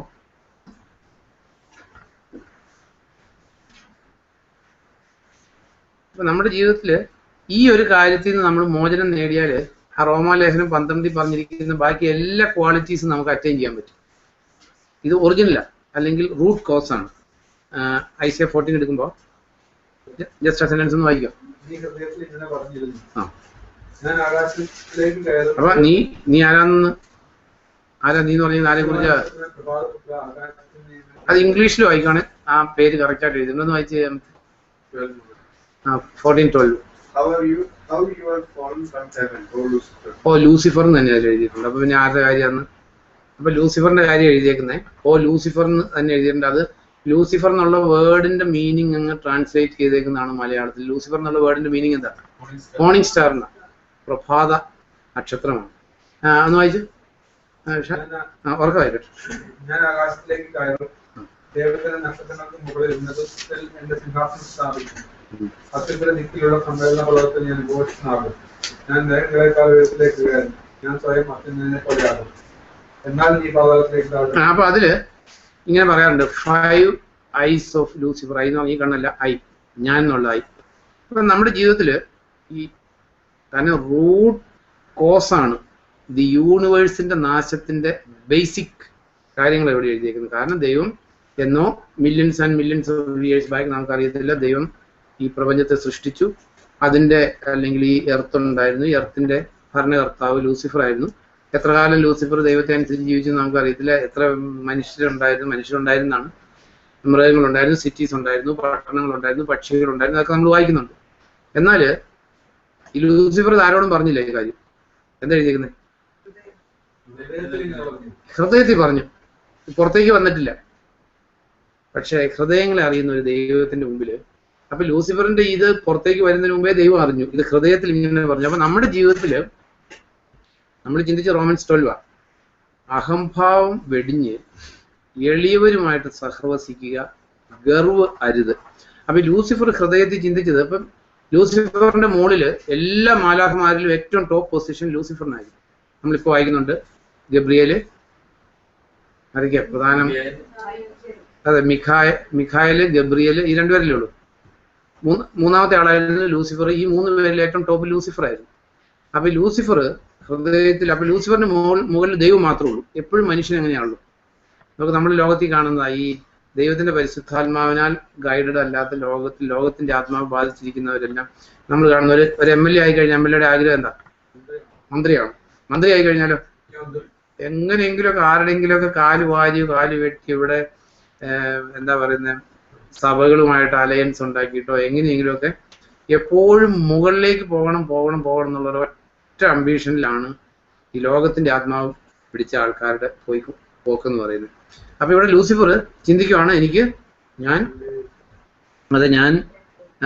12 നീ ഹൃദയത്തിൽ ഇങ്ങനെ പറഞ്ഞിരുന്നു, ഞാൻ ആകാശത്തിലേക്ക് കയറും, ഐ വിൽ റൈസ്. ദൈവത്തിന്റെ നക്ഷത്രങ്ങൾക്ക് മുകളിൽ ഉന്നതത്തിൽ നമുക്ക് മുഴുവൻ വായിക്കേണ്ട ആവശ്യമില്ല. ഗർവുള്ള മനുഷ്യന്റെ വായിൽ നിന്ന് ഫ്രീക്വന്റ് ആയിട്ട് വരുന്ന 2 വാക്കുകളായിരിക്കും. എന്തൊക്കെയായിരിക്കും? ഞാൻ മാത്രമല്ല, എന്റെ. വേറെ ദൈവത്തിന്റെ പരിശുദ്ധാത്മാവിനാൽ നയിക്കപ്പെടുന്ന ഒരു മനുഷ്യൻ വായിച്ചാൽ മതി. 1 കൊരിന്തോസ് 4 7 വായിക്കുമ്പോൾ ഇത് ഇന്ന് തുടങ്ങി. പിന്നെ ഇതിൽ അറിയേണ്ട ഒരു കാര്യം എന്താണെന്നോ രാജു, ശരി, ഞാൻ തീരുമാനിക്കും ഇന്ന് തുടങ്ങി ഞാൻ എൻ്റെ എന്ന് പറയില്ല എന്ന് പറഞ്ഞാൽ സംഭവം ശരിയാവോ? Never never never. 3 ദിവസത്തിനകത്ത് വീണ്ടും വായിന്ന് വരും. Maximum 3 days. 1 Corinthians 4:7 വായിക്കുമ്പോൾ ആരെങ്കിലും നിങ്ങളിൽ എന്തെങ്കിലും പ്രത്യേകത കാണുന്നുണ്ടോ? നവീനപ്പെട്ടിട്ടല്ലാതെ നിനക്ക് എന്തുണ്ട്? ഇത് നവീനപ്പെട്ടതാണെങ്കിൽ അങ്ങനെയല്ല എന്ന മട്ടിൽ നീ അഭിമാനിക്കുന്ന. അതെ, അതൊരു വളരെ വളരെ പ്രസക്തമായിട്ടുള്ളൊരു വാക്ക്. നിന്നിൽ എന്തെങ്കിലും പ്രത്യേകത നീ കാണുന്നുണ്ടോ?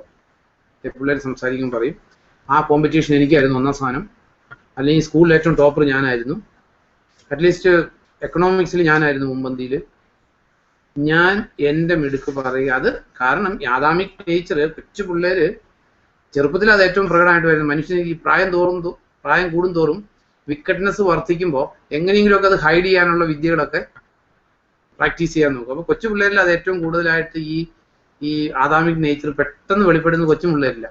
വലിയ ആൾക്കാരാകുമ്പോഴത്തേക്കും വലിയ ആൾക്കാർ എന്ത് പറയും? ഞാൻ ഇതൊക്കെ ഉണ്ടാക്കി, പക്ഷെ പറയുമ്പോൾ എല്ലാം ദൈവത്തിന്റെ സഹായം. തമിഴിലൊക്കെയാണ് കടവുകളുടെ സഹായം കൊണ്ടാണ് ഇതൊക്കെ. അതെ, കടവുകൾ കനിഞ്ഞത് കൊണ്ടാണ്. അത് ഈ ഉള്ളിലെ ഞാൻ എൻ്റെ എന്നുള്ളതിന്റെ ഒരു ജസ്റ്റ് ഒരു കവറിങ് മാത്രം. അത് അല്ലെങ്കിൽ ഈ നമ്മുടെ നമുക്കുള്ളതും നമ്മുടെ കയ്യിലുള്ള ഇരിക്കുന്ന സാധനങ്ങളെ കുറിച്ച് പറയുമ്പോൾ ഡെമോൺസ്ട്രേറ്റ് ചെയ്യേണ്ട പോലും ആവശ്യമില്ല. ഇപ്പൊ നമ്മുടേതല്ലാത്ത ഒരു സാധനത്തെ കുറിച്ച് നമ്മൾ ഒരിക്കലും പറയത്തില്ല. അത് അവിടെ അപ്പസ്തലനായ പൗലോസ് പറയുന്നത് 1 Corinthians 4 പറയാം. നിനക്ക് എന്തെങ്കിലും പ്രത്യേകത കാണുന്നുണ്ടോ? പലപ്പോഴും നോക്ക് ആൾക്കാരുടെ സംസാരത്തില് ലോകത്തിലെ മനുഷ്യർ പറയുന്ന സാരല്ല, ഇറ്റ് ഇസ് ഗുഡ്, അത് അവർ പറയും. പക്ഷെ ഈ രക്ഷിക്കപ്പെട്ടവൻ, യേശുവിനെ കർത്താവായിട്ട് സ്വീകരിച്ചവൻ, അല്ലെങ്കിൽ സഹോദരൻ എന്ന് പേർ വിളിക്കപ്പെട്ടവൻ ഇത് പറയുമ്പോഴാണ് നമുക്ക് ദുഃഖം ഉണ്ടാകുന്നത്. അവർ പലപ്പോഴും അവരുടെ കഴിവുകൾ പറയും. ഞാൻ പണ്ട് അങ്ങനെ ചെയ്തിട്ടുണ്ട്, ഇങ്ങനെ ചെയ്തിട്ടുണ്ട്, ഞാൻ ചെയ്തിട്ടാണ് ഈ കാര്യം സംഭവിച്ചത്. അത് കേൾക്കുമ്പോൾ to be frank I feel very sad. എനിക്ക് ദുഃഖം ഉണ്ടാകാറ്. നാളെ കുറിച്ച് എന്താ പറയുക, കുറ്റപ്പെടുത്തുന്ന ഒരു സ്പിരിറ്റ് അല്ല. എനിക്ക് കേൾക്കുമ്പോൾ ശരിക്കും പറഞ്ഞ ഹൃദയത്തിൽ വേദന തോന്നാറുണ്ട്. കർത്താവിനെ അറിഞ്ഞ മനുഷ്യർ അവരുടെ കഴിവുകളും അവരുടെ താലന്തുകളും അവരുടെ മിടുക്കും പറയുന്നത് കേൾക്കുമ്പോൾ സത്യത്തിൽ ദുഃഖം തോന്നാറുണ്ട്. അപ്പൊ ഇവിടെ നമ്മൾ കാണുന്നത്, അപ്പൊ ഇതിന്റെ സോഴ്സാണ് നമ്മൾ അറിയേണ്ടത്. ഈ ലൂസിഫറിന് ഉണ്ടായിരുന്ന അതേ സ്പിരിറ്റ് നമ്മളെ കീഴടക്കി നമ്മളെ കൊണ്ട് സംസാരിക്കുമ്പോഴാണ് നമ്മുടെ വായിൽ നിന്ന് ഞാൻ എൻ്റെ. നമ്മൾ ഓർത്തിരിക്കേണ്ട ഒരു കാര്യമാണ്. നമ്മൾ ഇനി ഞാനത് പറയില്ല എന്ന് വിചാരിച്ച് നിൽക്കത്തില്ല. ഹൃദയത്തിൽ മാനസാന്തരം വന്നിട്ട് അപ്പസ്തലനായ പൗലോസ് പറഞ്ഞേക്കുന്ന പോലെ, ഇപ്പൊ എഴുതിയ കൊരിന്ത്യർ ലേഖനത്തിൽ നമ്മൾ വായിച്ചതുപോലെ, നിനക്ക് എന്തെങ്കിലും പ്രത്യേകത കാണുന്നുണ്ടോ? ശരി, നിനക്ക് എന്തെങ്കിലും നിനക്ക് ആരോഗ്യമുണ്ട്, സമ്പത്തുണ്ട്, വിദ്യാഭ്യാസമുണ്ട്, അല്ലെങ്കിൽ എന്തെങ്കിലുമൊക്കെ ഉണ്ടെന്നിരിക്കട്ടെ. നമ്മുടെ എന്തെങ്കിലും എടുക്കൊണ്ട് കിട്ടിയതാണോ? ശരി, ചില ആൾക്കാർ പറയാറുണ്ട് ഞാൻ ഉന്നത കുടുംബത്തിൽ ജനിച്ചത്, അല്ലെങ്കിൽ ഇന്ന മന്ത്രി എൻ്റെ റിലേറ്റീവ് ആണ്, അല്ലെങ്കിൽ ഇനി സ്പിരിച്വൽ സൈഡിലേക്ക് വന്ന ആ ബിഷപ്പ് എൻ്റെ അമ്മയുടെ അനിയത്തിയുടെ മോനാണ്, അല്ലെങ്കിൽ ഇങ്ങനെ ഞങ്ങളുടെ ഈ ലോകത്തിൽ, അല്ലെങ്കിൽ ഞാൻ ഇന്ന കുടുംബത്തിലാണ്, ഞങ്ങളുടെ കുടുംബക്കാർ വലിയ ആൾക്കാരാണ്, അല്ലെങ്കിൽ ഇങ്ങനെ നമ്മൾ ഒരു കുടുംബത്തിൽ ജനിച്ചത് നമ്മുടെ ചോയ്സാണ്? അല്ല. നമ്മുടെ ഇന്ന അപ്പൻ്റെ അമ്മയുടെ മക്കളായിട്ട് ജനിച്ചത് നമ്മുടെ ചോയ്സ് അല്ല. നോക്ക്, മനുഷ്യന് കൺട്രോൾ ഇല്ലാത്ത ഒരു കാര്യത്തെക്കുറിച്ച് നമ്മൾ അഭിമാനിക്കുകയും ചെയ്യരുത്, വേറൊരാളെ പുച്ഛിക്കുകയും ചെയ്യരുത്. മനുഷ്യൻ മറ്റൊരാൾക്കാരുടെ വികൃത രൂപങ്ങളെ പുച്ഛിക്കുന്നത് ഞാൻ കേട്ടിട്ടുണ്ട്. ഹൃദയത്തിൽ വേദന തോന്നിയിട്ടുണ്ട്. പൊക്കം കുറഞ്ഞ ആൾക്കാരെ കളിയാക്കുന്നത് ഞാൻ കേട്ടിട്ടുണ്ട്. ഈ സൗന്ദര്യം ഇല്ല എന്ന് പറഞ്ഞ ആൾക്കാരെ കളിയാക്കുന്നത് കേട്ടിട്ടുണ്ട്. അല്ലെങ്കിൽ പല പല കാര്യങ്ങളിലും മനുഷ്യരെ പുച്ഛിക്കുന്നതും കളിയാക്കുന്നതും കേട്ടിട്ടുണ്ട്. നോക്ക്, എന്തെങ്കിലും ചെറിയൊരു സ്പിരിച്വൽ സെൻസിറ്റിവിറ്റി, ഇനി ദൈവം രക്ഷിക്കപ്പെടുന്ന കാര്യങ്ങളൊക്കെ വിടും, എന്തെങ്കിലും ഒരു സ്പിരിച്വൽ സെൻസിറ്റിവിറ്റി അല്ലെങ്കിൽ എന്തെങ്കിലും ഒരു സുബോധമുള്ള ആരും ഈ ബൈ വെർച്യൂ ഓഫ് ബർത്ത് കിട്ടിയിരിക്കുന്ന ഒരു കാര്യത്തെക്കുറിച്ചും അഭിമാനിക്കുകയോ ഇല്ല, പുച്ഛിക്കുകയോ ഇല്ല. അപ്പൊ ഇവിടെ നമ്മൾ അറിയേണ്ട ഒരു കാര്യം, ഈ ലൂസിഫറിന്റെ ആത്മാവ് കൊണ്ട് ലോകത്തില് ഞാരുടെ ആത്മാവുണ്ട്, കർത്താവിന്റെ ആത്മാവുണ്ട്. കർത്താവിന്റെ ആത്മാവിത ഈ പൗലോസ് പറഞ്ഞ പോലെ നമുക്ക് നൽകപ്പെട്ടതല്ലാതെ നമുക്കൊന്നുമില്ല. ഇത് യഥാർത്ഥമായിട്ട് ഹൃദയത്തിൽ ഇത് ദൈവം നൽകിയതാണ് എന്ന് നല്ല ബോധ്യമുണ്ടെങ്കിൽ നമ്മളത് ഒരിക്കലും ഡെമോൺസ്ട്രേറ്റ് ചെയ്യാനായിട്ട് ട്രൈ ചെയ്യില്ല. നമ്മുടെ വേറുള്ളവരുമായിട്ടൊന്ന് സംസാരിക്കുമ്പോൾ നമ്മളെല്ലാം ചിന്തിക്കേണ്ട കാര്യമാണ്. നമ്മുടെ മിടുക്ക് അല്ലെ നമ്മുടെ അച്ചീവ്മെന്റ് ഇതിനെക്കുറിച്ച് ഒരിക്കലും നമ്മൾ പറയാനായിട്ട് നമ്മുടെ നാവ് പൊങ്ങത്തില്ല. കാരണം ദൈവം നൽകിയതാണ്. ദൈവത്തിൻ്റെതായിട്ടുള്ളതിനെ കുറിച്ച് നമുക്ക് അഭിമാനിക്കാനൊന്നുമില്ല. നമ്മൾ ആദ്യം ചിന്തിച്ച പോലെ അവനോടുകൂടെ സഹിച്ചു നിൽക്കുന്നുവെങ്കിൽ മക്കളാണ്, അവനോടുകൂടെ അവകാശികളാണ്. അപ്പൊ ഇവിടെ അപ്പൊ നമ്മൾ ചിന്തിക്കേണ്ട ഒരു കാര്യം പ്രൈമറി ആയിട്ടുള്ള സിന്നാണ് ഇത്. ഈ അഹങ്കാരം ഇല്ലാത്ത ഒരു മനുഷ്യരും ഇല്ല ലോകത്തിൽ. അപ്പൊ നമ്മളെ സംബന്ധിച്ച് നമ്മൾ അറിയേണ്ട കാര്യം, എനിക്കൊരു അഹങ്കാരം ഇല്ല എന്ന് നമ്മൾ പറഞ്ഞിട്ട് കാര്യം, നമുക്കെല്ലാം ഉണ്ട്. പിന്നെ പറയുന്നത് അഹങ്കാരവും അസൂയയും എല്ലാവർക്കും ഉണ്ട്. അതിന് ഏറ്റക്കുറച്ചിലുണ്ടെന്നേ ഉള്ളൂ. അതുകൊണ്ട് മരണം വരെ ഈ രണ്ടിനെയും നമ്മുടെ പൊട്ടൻഷ്യൽ എനിമീസ് ആയിട്ട് കണ്ട് നമ്മൾ അതിനെ എന്താ പറയുന്നത്, അതിൻ്റെ മേലെ വിജയത്തിനായിട്ട് ദാഹിക്കുകയും പ്രാർത്ഥിക്കുകയും ദൈവത്തോട് യാചിക്കുകയും ചെയ്തില്ലെങ്കിൽ എപ്പോഴും തലപൊക്കിക്കൊണ്ടുവരും. നമ്മൾ പറഞ്ഞു കേട്ടിട്ടുണ്ട്, വൈദ്യശാസ്ത്രത്തിൽ പറഞ്ഞു കേട്ടിട്ടുണ്ട്, TBയുടെ രോഗാണുക്കൾ എല്ലാവരുടെയും ശരീരത്തിലുണ്ട്. ഈ ഫിസിക്കലി വീക്ക് ആകുമ്പോൾ അവൻ തലപൊക്കും എന്ന് പറഞ്ഞേക്കുന്ന പോലെ ഇതെല്ലാവരുടെയും ശരീരത്തിൽ അല്ലെ ജീവിതത്തിലുള്ള 2 രോഗാണുക്കളാണ് ഈ അഹങ്കാരവും അസൂയയും. അപ്പൊ ഇതിനെ നമ്മൾ കീഴടക്കിയില്ലെങ്കിൽ, അല്ല ഇതിനെ ഓവർകം ചെയ്തില്ലെങ്കിൽ ഇവൻ തലപൊക്കിക്കൊണ്ടുവരും. ഈ യാക്കോബിന്റെ ലേഖനം 3 അധ്യായം എടുക്കുമ്പോൾ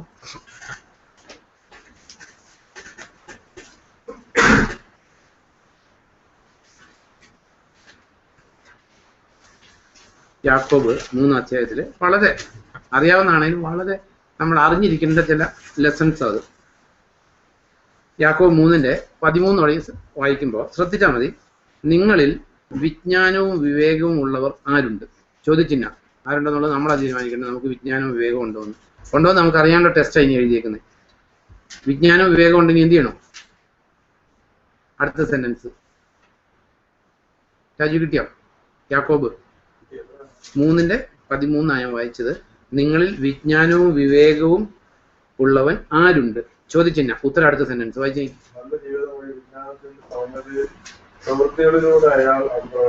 that is the only way. നമുക്ക് വിജ്ഞാനവും വിവേകവും ഉണ്ടെങ്കിൽ ദൈവം ആഗ്രഹിക്കുന്നത് നല്ല ജീവിതം വഴി. നമ്മൾ ആരും നമ്മുടെ ജീവിതത്തിൽ തികഞ്ഞവരല്ല, but we should have an ambition.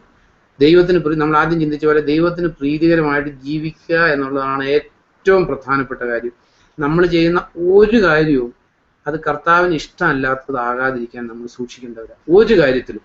അപ്പൊ നല്ല ജീവിതം വഴി വിജ്ഞാനത്തിന്റെ സൗമ്യതയിൽ, നമ്മൾ ആദ്യം പറഞ്ഞതിന്റെ ഓപ്പോസിറ്റ് അഹങ്കാരമല്ല, സൗമ്യതയില്, വിജ്ഞാനത്തിന്റെ സൗമ്യതയിൽ പ്രവൃത്തികളിലൂടെ അയാൾ അത് പ്രകടമാക്കട്ടെ. പ്രവൃത്തികളിലൂടെ വെളിപ്പെടാത്ത വിശ്വാസം അത് വിശ്വാസമേ അല്ല, ജീവൻ നൽകുന്ന വിശ്വാസമല്ല, അത് ചത്തതാണ്.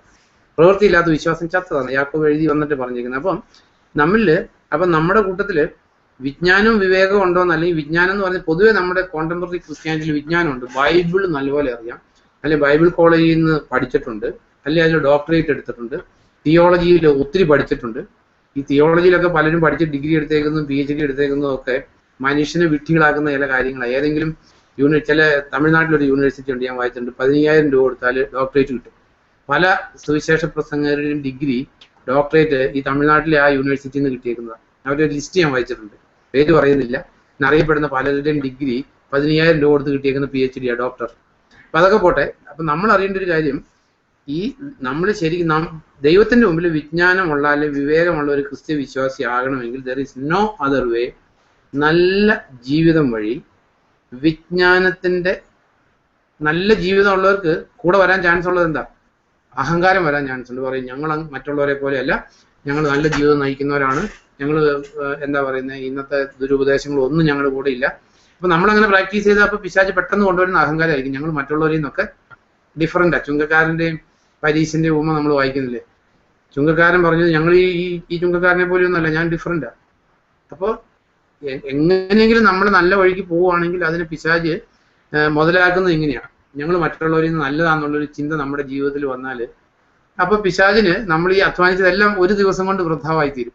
അതുകൊണ്ട് അപ്പസ്തലനായ പൗലോസ് പറയുന്നത്, ഞാൻ എന്തായിരിക്കുന്നു അത് കർത്താവിന്റെ കരുണ മാത്രമാണ്. നമ്മൾ പല വിഡ്ഢിത്തരങ്ങളും ചെയ്യാതെ, അല്ലെങ്കിൽ നമ്മൾ എന്തെങ്കിലും സത്യം നമുക്ക് ദൈവം തുറന്നു തന്നിട്ടുണ്ടെങ്കിൽ അത് കർത്താവിന്റെ കരുണയല്ലാതെ നമ്മുടെ ഒരു മിടുക്കും അല്ലാന്ന് ഡീപ്പ് ഇൻസൈഡ് ദി ഹാർട്ടിൽ നിന്ന് നമുക്ക് ഇല്ലെങ്കിൽ, നമ്മൾ അഹങ്കാരം വന്നാൽ ഈ ബാക്കിയുള്ള എല്ലാ ഈവിൾ പ്രാക്ടീസുകാരെക്കാൾ ഏറ്റവും താഴെയാവും, ഏറ്റവും നാണപ്പെട്ട കുഴിയിലും. കാരണം ദൈവം ഏറ്റവും കൂടുതൽ വെറുക്കുന്ന പാവം അഹങ്കാരമാണ്. അത് ബാക്കിയുള്ള എല്ലാറ്റിനേക്കാൾ ഏറ്റവും വേഴ്സ്റ്റ് ആയിട്ടുള്ള വ്യഭിചാരത്തെക്കാൾ, കൊലപാതകത്തെക്കാൾ, ബാക്കിയുള്ള എല്ലാ ദ്രവ്യാഗ്രഹത്തെക്കാൾ ഏറ്റവും വേഴ്സ്റ്റ് ആയിട്ടുള്ള സിന്നില് പിശാച് ഒരു സെക്കൻഡ് കൊണ്ട് നമ്മളെ കൊണ്ടെത്തിക്കും. അതുകൊണ്ട് എപ്പോഴും നമ്മൾ ഓർക്കേണ്ട ഒരു കാര്യം, നമുക്ക് എന്തെങ്കിലും സുവിശേഷ വെളിച്ചം കിട്ടി, കണ്ണ് തുറന്ന് കിട്ടിയിട്ടുണ്ടെങ്കിൽ it is merely by the mercy of the lord. നമ്മുടെ ഒന്നും അല്ല എന്ന് എപ്പോഴും ഹൃദയത്തിന്റെ ആഴത്തിൽ നമ്മൾ ചിന്തിച്ചില്ലെങ്കിൽ നമ്മൾ ദൈവത്തിന് ഏറ്റവും വെറുക്കപ്പെട്ടവരായി തീരും ഒരു നിമിഷം കൊണ്ട്. അപ്പൊ ഇവിടെ ആ വിജ്ഞാനത്തിന്റെ സൗമ്യതയിൽ പ്രവൃത്തികളിലൂടെ അയാൾ അത് പ്രകടമാക്കട്ടെ. ജീവിതത്തിൽ വെളിപ്പെടുന്നില്ല എങ്കിൽ, അല്ലെങ്കിൽ നല്ല പ്രവൃത്തിയില്ല, കഷ്ടത്തിലിരിക്കുന്നവരെ നമ്മൾ ആശ്വസിപ്പിക്കുന്നില്ല, ദരിദ്രരെ സഹായിക്കുന്നില്ല, ഇത് കർത്താവ് അവസാന ദിവസം പറഞ്ഞ കാര്യങ്ങളാണ്. അല്ലെങ്കിൽ കിടപ്പേടം ഇല്ലാത്തവന് കിടപ്പേടം ഉണ്ടാക്കി കൊടുക്കാൻ വേണ്ടി നമ്മളൊന്നും ട്രൈ ചെയ്യുന്നില്ല. ഉടുക്കാനില്ലാത്തവന് ഉടുക്കാനായിട്ട് നമ്മളൊന്നും, ഉടുക്കാനില്ലാത്തവെന്ന് പറഞ്ഞാൽ ഇന്നത്തെ നമ്മുടെ കോണ്ടെക്സ്റ്റിൽ ഉടുക്കാനില്ലാത്ത അത്ര ദാരിദ്ര്യം ഇല്ലാത്ത ഒരു ലോകമായി മാറി. കാരണം കർത്താവിനെ ക്രൂശിച്ചപ്പോൾ കർത്താവിന്റെ വസ്ത്രം അവർ 4ആയിട്ട് എന്താ പറയുന്നത് പങ്കിട്ടെടുത്തു, അങ്കിക്ക് വേണ്ടി നറുക്കിട്ടു. മീൻസ് അത്രയേറെ ദാരിദ്ര്യമുള്ളൊരു ലോകം. അല്ലെങ്കിൽ തുണി എന്താ പറയുന്നത്, ഈ ആരാച്ചാരന്മാർക്ക് ആ കൾപ്രിറ്റിന്റെ വസ്ത്രം പങ്കിട്ടെടുക്കാവുന്ന ഒരു കൾച്ചർ എന്ന് പറയുമ്പോൾ അപ്പൊ അത്രയേറെ അന്ന് വസ്ത്രത്തിന് ബുദ്ധിമുട്ടുണ്ടെന്ന് നമ്മൾ മനസ്സിലാക്കേണ്ടത്.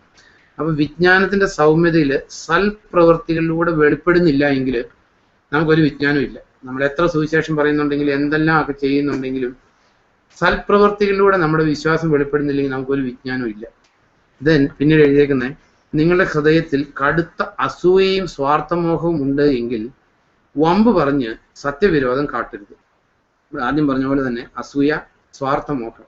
സ്വാർത്ഥമോഹം എന്ന് പറഞ്ഞപ്പോൾ നമ്മൾ കർത്താവിനെ സ്നേഹിക്കുന്നതിന് എന്തിനു വേണ്ടിയിട്ടായിരിക്കും? എനിക്ക് എന്ത് കിട്ടുമെന്ന് അറിയാൻ വേണ്ടിയിട്ടാണ്. ഇത് ഒരു വിജ്ഞാനത്തിലുള്ള ഒരു ക്രിസ്ത്യ വിശ്വാസമല്ല. നമ്മൾ ചിന്തിക്കാറുള്ളതാണ്. പലപ്പോഴും ദൈവത്തിന്റെ അടുത്തേക്ക് വരുന്നത് എന്തിനു വേണ്ടിയായിരിക്കും? ഒന്ന് സ്വർഗത്തിൽ പോകാൻ, 2 നമ്മുടെ ഇപ്പോഴത്തെ ഭൗതിക ജീവിതം ഇത്തോടെ ബെറ്റർ ആക്കണം, ഇത്തോടെ സാമ്പത്തിക സ്ഥിതി ഉണ്ടാകണം, ഇപ്പൊ ജീവിക്കുന്നേക്കാൾ വലിയ വീട് വെച്ച് കിട്ടണം, ഇപ്പോഴത്തേക്കാൾ അനുഗ്രഹം കിട്ടണം, ഇപ്പോഴത്തേക്കാൾ എല്ലാ രീതിയിലും ഇന്നത്തെ present status of life high ആകാൻ വേണ്ടിയിട്ട് ദൈവത്തിലേക്ക് വന്നേക്കുന്നതെങ്കിൽ അത് സ്വാർത്ഥമോഹം. അത് ദൈവത്തിൽ നിന്നുള്ള വിജ്ഞാനമല്ല, ദൈവത്തിൽ നിന്നുള്ള വിജ്ഞാനമല്ല, പരിശുദ്ധാത്മാവ് നൽകുന്ന വിജ്ഞാനമല്ല. അപ്പൊ നമ്മൾ ദൈവത്തിലേക്ക് വന്നിരിക്കുന്നത് നമ്മുടെ ലൈഫ് സിറ്റുവേഷൻ ഇച്ചിരി മനസ്സിലാകുന്ന ഒരു എക്സാമ്പിൾ എടുത്താല്, നമ്മൾ അമ്മയെ നോക്കുന്നത് അല്ലെ അപ്പനെ നോക്കുന്നത്, ഈ അപ്പം മരിച്ചു കഴിയുമ്പോൾ എന്താ പറയുന്നത്, മരിക്കുന്നതിന് മുമ്പായിട്ട് അപ്പന്റെ പേരിലുള്ള സ്ഥലം എല്ലാം കൂടെ എഴുതി വാങ്ങിക്കാൻ വേണ്ടിയിട്ട് അപ്പനെ നോക്കുന്നതെങ്കിൽ അത് അപ്പനോടുള്ള സ്നേഹമാണ്. സെയിം ഇത് കർത്താവിന്റെ അടുത്തേക്ക് ചെല്ലുന്നത് കർത്താവിൽ നിന്ന് എന്തെങ്കിലും കിട്ടാൻ വേണ്ടിയിട്ടാണ്. ഈ കർത്താവ് ചെയ്ത ത്യാഗത്തിനുള്ള പ്രതിസ്നേഹം അല്ല, അത് സ്വാർത്ഥതയത്, അത് ഉന്നതത്തിൽ നിന്നുള്ള വിജ്ഞാനമല്ല, അത് ഡെമോണിക്, അത് പരിശുദ്ധാത്മാവുമായിട്ട് അതിനൊരു ബന്ധമില്ല. അപ്പൊ നമ്മൾ ചിന്തിച്ചാൽ മതി, നമ്മൾ കർത്താവിനെ സ്നേഹിക്കുന്നത് ഇന്നുള്ള ബുദ്ധിമുട്ട് മാറാൻ വേണ്ടിയിട്ടാണെങ്കിൽ your love is demonic love, ദൈവത്തിൽ നിന്നുള്ള സ്നേഹമേ അല്ല അത്. അപ്പൊ ഇവിടെ പറഞ്ഞ അസൂയയും സ്വാർത്ഥമോഹവും ഉണ്ട് എങ്കിൽ വമ്പ് പറഞ്ഞ് സത്യവിരോധം കാട്ടരുത്. ഇത് മുകളിൽ നിന്ന് ലഭിക്കുന്ന അറിവല്ല, ഇത് മുകളിൽ നിന്നുള്ള സാധനം അല്ല, ഇത് മറിച്ച് ആധ്യാത്മിക അല്ലാത്തതും ലൗകികവും പിന്നെ ആരുടേതാ? പിശാച് കൊണ്ടുവരുന്നത്. അപ്പൊ നമ്മളൊന്നും അറിയേണ്ട കാര്യം, നമ്മൾ പൊതുവെ നോക്കും മജോറിറ്റി ആയിട്ടുള്ള ക്രിസ്ത്യ കോളം പോയിക്കൊണ്ടിരിക്കുന്നത്. അതുകൊണ്ടാണ് ഇന്ന് ഈ പ്രോസ്പെറിറ്റി പ്രീച്ചേഴ്സിനും അല്ലെങ്കിൽ കള്ള സുവിശേഷകർക്കും ഇവർക്കൊക്കെ ഒത്തിരി ആൾക്കാരെ കിട്ടുന്നതിന്റെ കാരണം എന്താണെന്ന് ചോദിച്ചാൽ, കർത്താവിനെ സ്നേഹിക്കുന്ന ഒരു മനുഷ്യൻ പോലും അതിൽ ചെന്ന് പെടില്ല. I can assure you. കർത്താവിനെ സ്നേഹിക്കുന്ന ഇത് ചെന്ന് ചാടുന്ന ആൾക്കാർ എന്ത് കിട്ടുമെന്ന് അന്വേഷിക്കുന്നവരാ, എന്ത് കൊടുക്കുന്ന അന്വേഷിക്കുന്ന ഒരു മനുഷ്യൻ പോലും അതിൽ ചെന്ന് ചാടില്ല, ഒരു മനുഷ്യൻ പോലും ചാടില്ല. കാരണം അവരെ കർത്താവ് സ്നേഹിക്കും, കർത്താവ് അവരെ സംരക്ഷിക്കും. നമ്മൾ ഇന്നലെ ചിന്തിച്ച യൂദായുടെ ലേഖനം 24, വീഴാതെ കാക്കുന്നവനാരാ? കർത്താവ്. അപ്പോ ഇതിൽ എഴുതിയേക്കുന്ന ഈ സ്വാർത്ഥമോഹത്തോടു കൂടിയാണ് ദൈവത്തിന്റെ അടുത്ത് ചെല്ലുന്നതെങ്കിൽ ഇത് ഉന്നതത്തിൽ നിന്നുള്ള വിജ്ഞാനം അല്ല, ഇത് പൈശാചികമാണ്. എന്നിട്ട് എഴുതിയേക്കുന്നത് ഇത് ആധ്യാത്മികം അല്ലാത്തതും ലൗകികവും പൈശാചികവുമാണ്. അസൂയയും സ്വാർത്ഥമോഹം ഉള്ളിടത്ത് ക്രമക്കേടുകളും എല്ലാത്തരം തിന്മകളും ഉണ്ടായിരിക്കും. അപ്പൊ നമ്മുടെ ജീവിതത്തിൽ അറിയുന്നത് ഇത് എല്ലാവർക്കും ഉള്ളതുമാണ്. അസൂയയുണ്ട്, എനിക്കെന്ത് കിട്ടും എന്നുള്ള ചിന്ത. എനിക്കെന്ത് കിട്ടുമെന്ന് ചിന്തിക്കുന്നത്, ഞാൻ പറഞ്ഞില്ല, ഇത് ആദാമിക് നേച്ചറാണ്. കൊച്ചു പിള്ളേരിലാണ് ഏറ്റവും കൂടുതലായിട്ട് പ്രകടമായിട്ട് കാണുന്നത്. വലിയ ആൾക്കാരിൽ ഉണ്ടെങ്കിലും ഇത് ഡീസന്റ് അല്ലാത്ത ബിഹേവിയർ ആയതുകൊണ്ട് എന്ത് ചെയ്യും? പുറമെ കാണിക്കാതിരിക്കാൻ മാക്സിമം ട്രൈ ചെയ്യും. വലിയ ആൾക്കാരിൽ ഈ കൊച്ചു പിള്ളേരിലേക്കാൾ അത് കുറവാണ്, കൂടുതലാണ്. പക്ഷേ കാപട്യത്തിന് ഇത്തിരിയോടെ മൂടുപടം കൊടുക്കാനുള്ള കുറേയോടെ വിക്കറ്റ്നെസ് ഉള്ളത് കൊണ്ട് കൊച്ചു പിള്ളേരിൽ അത് ഏറ്റവും കൂടുതലായിട്ട് വെളിപ്പെടുന്നത് സ്വാർത്ഥമുഖം. പിള്ളേർ എന്ത് ചെയ്യുന്നത്, ഇപ്പൊ എന്തെങ്കിലും സാധനം ഉണ്ടെങ്കിൽ അവൻ ശരി, ഇപ്പം 3 പിള്ളേർക്ക് 6 മുട്ടായി കൊണ്ട് വെച്ച് കൊടുക്കുകയാണെങ്കിൽ അവര് ശരി നമുക്ക് 6 എണ്ണം ഉണ്ട്, 2 വീതം പങ്കിട്ടെടുക്കാന്ന് പറയോ? ആദ്യം ചെല്ലുന്ന വെച്ചാൽ 6 എണ്ണം എടുത്ത് പോക്കറ്റിടും. That is our Adamic nature. അപ്പൊ ഇതിൽ നമ്മൾ അറിയേണ്ട ഒരു കാര്യം, അസൂയയുണ്ട്, സ്വാർത്ഥമുഖമുണ്ട്. നമുക്ക് കിട്ടാത്ത ഒരു കാര്യം വേറൊരാൾക്ക് കിട്ടുന്നത് കാണുമ്പോൾ ഇത് പ്രൈമറിലി നമുക്ക് ദുഃഖം ഉണ്ടാകും. പക്ഷെ we should come to the senses. കാരണം ഇത് മറ്റൊരാളുടെ നന്മയിൽ ആഹ്ലാദിക്കേണ്ടവനാണ് ഞാൻ. എനിക്ക് കിട്ടിയില്ല, ദൈവം തന്നില്ല, ഐ വാസ് നോട്ട് ഫിറ്റ്. പക്ഷെ വേറൊരാൾക്ക് കിട്ടിയതിൽ നമുക്ക് സന്തോഷിക്കാൻ പറ്റുന്നില്ലെങ്കിൽ ഉന്നതത്തിൽ നിന്നുള്ള വിജ്ഞാനമല്ല, ഇത് നമ്മൾ അറ്റൈൻ ചെയ്തതെന്നല്ല, ഇറ്റ് ഈസ് വെരി ഡിഫിക്കൽട്ട്. ഇതാ കർത്താവ് പറഞ്ഞ് ഇടുങ്ങിയ വഴി എന്ന് പറഞ്ഞിരിക്കുന്ന ഇതൊക്കെ നമുക്ക് കിട്ടാത്ത വേറൊരാൾക്ക് കിട്ടുമ്പോൾ മനുഷ്യത്തിൽ പ്രശ്നം അത്. അപ്പൊ ഇവിടെ എഴുതിയേക്കുന്ന കാര്യം അസൂയയും സ്വാർത്ഥമോഹം ഉള്ളിടത്ത് വേറെ ഒന്നും പറയേണ്ട ആവശ്യമില്ല. അപ്പൊ എന്തൊക്കെ ഉണ്ടായിരിക്കും രാജ്യത്തോടെ? അതായത് ബാക്കി നമുക്ക് പേര് പറയാവുന്ന എന്തെല്ലാം ഈവിളും മനുഷ്യന്റെ ഇടയിലുണ്ടോ അതെല്ലാം അവിടെ ഉണ്ടായിരിക്കും. അപ്പൊ നമ്മളെ സംബന്ധിച്ച് ഈ വേരറുത്ത് കളഞ്ഞേ പറ്റൂ. അതായത് ജോൺ ദി ബാപ്റ്റിസ്റ്റ് പ്രസംഗിച്ച് ഇങ്ങനെയാണ്, എല്ലാ വൃക്ഷങ്ങളുടെയും തായ് വേരിന് കോടാലി വെച്ചിരിക്കുന്നു.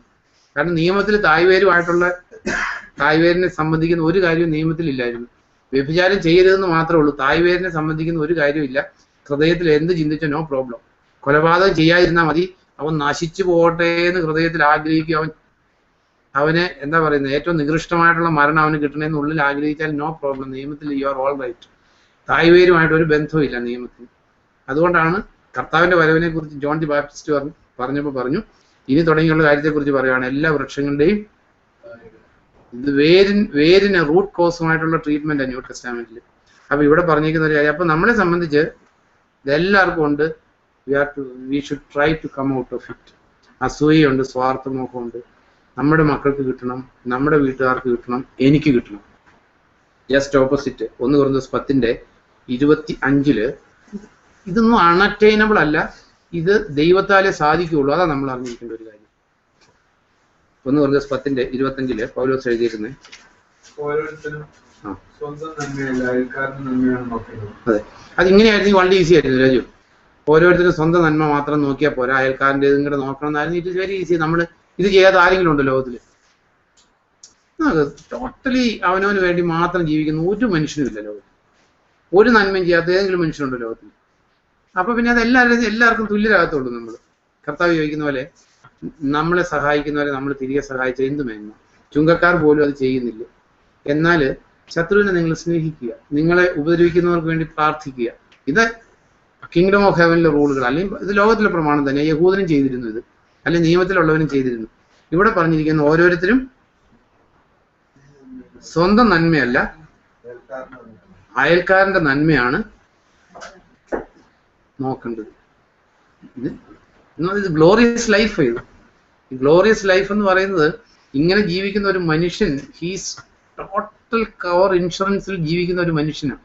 അതായത് എനിക്കുള്ളതും എൻ്റെ ചിന്തയും എൻ്റെ മനസ്സും എൻ്റെ വരുമാനം കൊണ്ട്, അതുകൊണ്ട് നമ്മൾ കഞ്ഞി കുടിക്കേണ്ടെന്നോ വീട് വെക്കേണ്ടെന്നൊന്നും അല്ല, but what best I can do for others.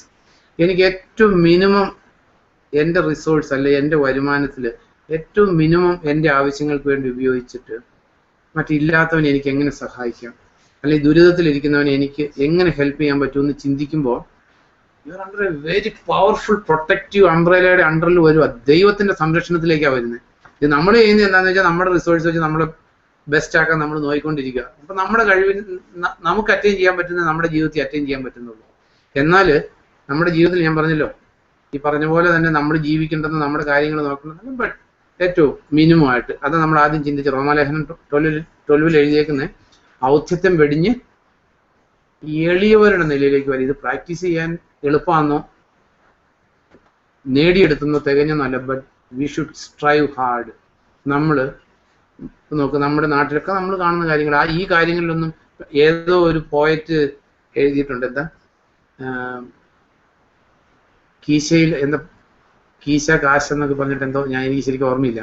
ഈ കാശിന്റെ കാര്യം വരുമ്പോൾ രക്ഷിക്കപ്പെട്ടവനും രക്ഷിക്കപ്പെടാത്തവനും ഒന്നും തമ്മിലൊരു വ്യത്യാസമില്ല എന്ന് പറഞ്ഞേക്കുന്ന പോലെ തന്നെ നമ്മൾ അവനവന് വേണ്ടി ചെലവഴിക്കുന്ന കാര്യം വരുമ്പോൾ അവനവന്റെ വരുമാനം ഉപയോഗിക്കുന്ന കാര്യത്തിൽ രക്ഷിക്കപ്പെട്ടവനും രക്ഷിക്കപ്പെടാത്തവനും തമ്മിലൊന്നും ഒരു വ്യത്യാസമില്ല ലോകത്തിൽ. ഇപ്പം നമുക്ക് മിനിമം നമുക്ക് ജീവിക്കാനുള്ള സാഹചര്യങ്ങളുണ്ട്, നമുക്ക് ജീവിക്കാനുള്ള റിസോഴ്സസ് ഉണ്ട്, നമുക്ക് ജീവിക്കാനുള്ള എല്ലാ സാഹചര്യങ്ങളും ഉണ്ടെങ്കിലും നമ്മൾ എപ്പോഴും നമുക്ക് ആവശ്യമില്ലാത്തതിന് വേണ്ടി നമ്മൾ ചെലവഴിക്കുന്നവരാണ്. ഇത് ആരും നേടിയിടുന്നല്ല. To the extent you are sincere to the commandments of the lord. നമുക്ക് എത്രത്തോളം മിനിമം നമുക്ക് വേണ്ടി ചെലവഴിച്ചിട്ട് മാക്സിമം, അതായി പറഞ്ഞേക്കുന്ന കൽപ്പനയുടെ അർത്ഥം. അതായത് ഓരോരുത്തരും സ്വന്തം നന്മയല്ല മറ്റൊരുവന്റെ നന്മയാണ് നോക്കേണ്ടതെന്ന് പറയുമ്പോൾ നമുക്ക് കിട്ടുന്ന ശമ്പളം കൊണ്ട് നമ്മുടെ പിള്ളേരുടെ കാര്യം നോക്കേണ്ടെന്നോ കഞ്ഞി കുടിക്കേണ്ടെന്നോ വീട് വെക്കേണ്ടെന്നോ ഒന്നും അല്ല വാക്കിന്റെ അർത്ഥം. No, Christianity is down to the earth പ്രാക്ടിക്കലാണ് 100%. അപ്പോൾ നമ്മുടെ ജീവിതത്തിൽ നമ്മുടെ ചെലവുകൾ നമ്മുടെ ആവശ്യങ്ങൾക്ക് വേണ്ടി നമ്മൾ ചെലവഴിക്കുമ്പോൾ ഒരു കർത്താവിൻ്റെ പ്രമാണമുണ്ട്, ദരിദ്രരെ സഹായിക്കുക എന്നല്ല, ദരിദ്രരെ ഓർമ്മിക്കുക. ഞാൻ ഈ കഴിഞ്ഞ ദിവസം ഫേസ് ചെയ്ത ഒരു സിറ്റുവേഷന്, ഒരു മനുഷ്യന് സ്കിൻ ഡിസീസാണ്.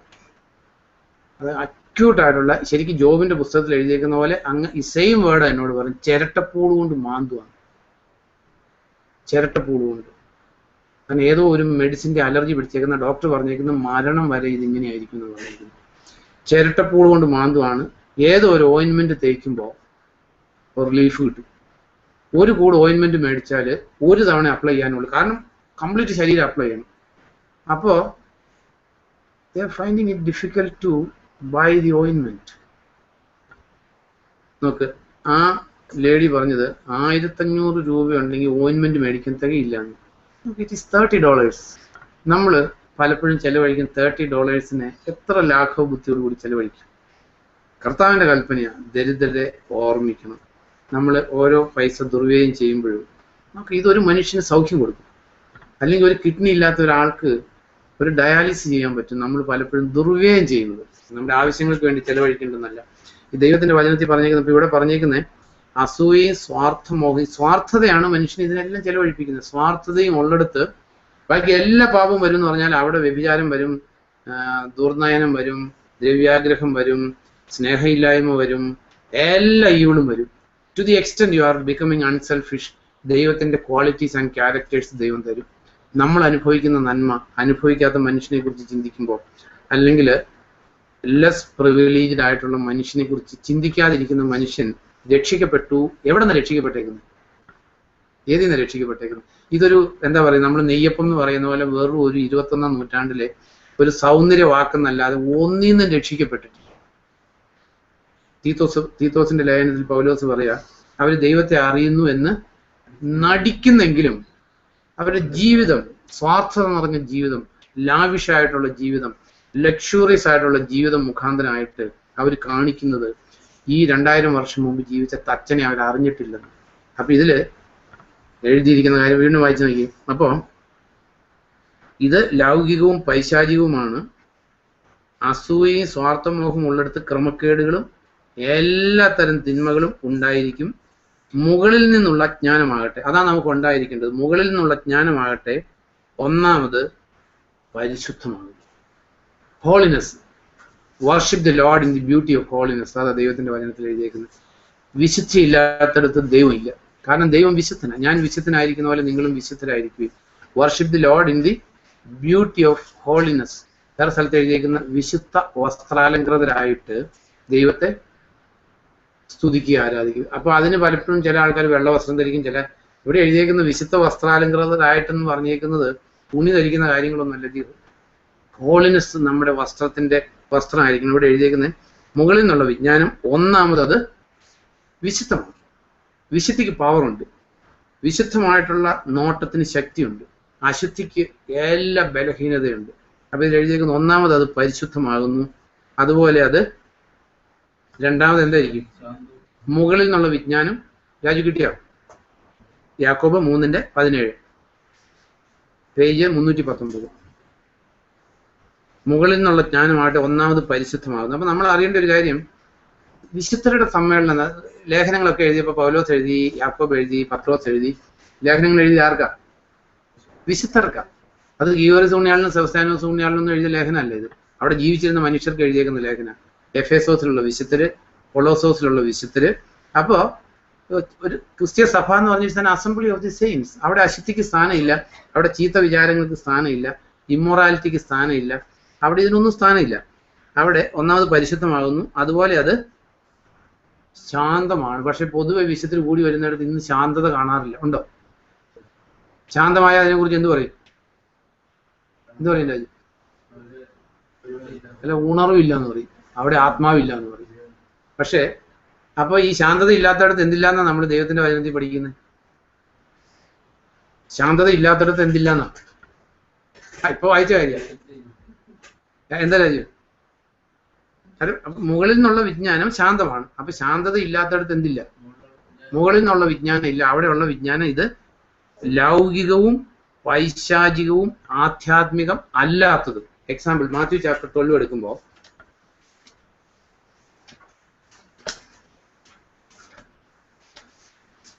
ഇതിന് ആർക്കും അഭിപ്രായ വ്യത്യാസമുള്ളവർക്ക് വ്യത്യാസം ഉണ്ടാക്കാന്നേ ഉള്ളൂ. കാരണം ഈ സൂപ്പർ ബോസിനെ കുറിച്ച് എഴുതിയിരിക്കുന്ന മാത്യു ചാപ്റ്റർ 12 ഇതിനെക്കുറിച്ച് അഭിപ്രായ വ്യത്യാസമുള്ളവർക്ക് നശിക്കാന്നുള്ളൂ, വേറെ ഒന്നുമില്ല. 12 വേഴ്സ് കർത്താവിനെ കുറിച്ച് പ്രൊഫസിയാണ്. 18 തുടങ്ങി വായിക്കുമ്പോൾ മിശിഹാ പ്രവചന ഐസായ എന്നുള്ള വായിച്ചു.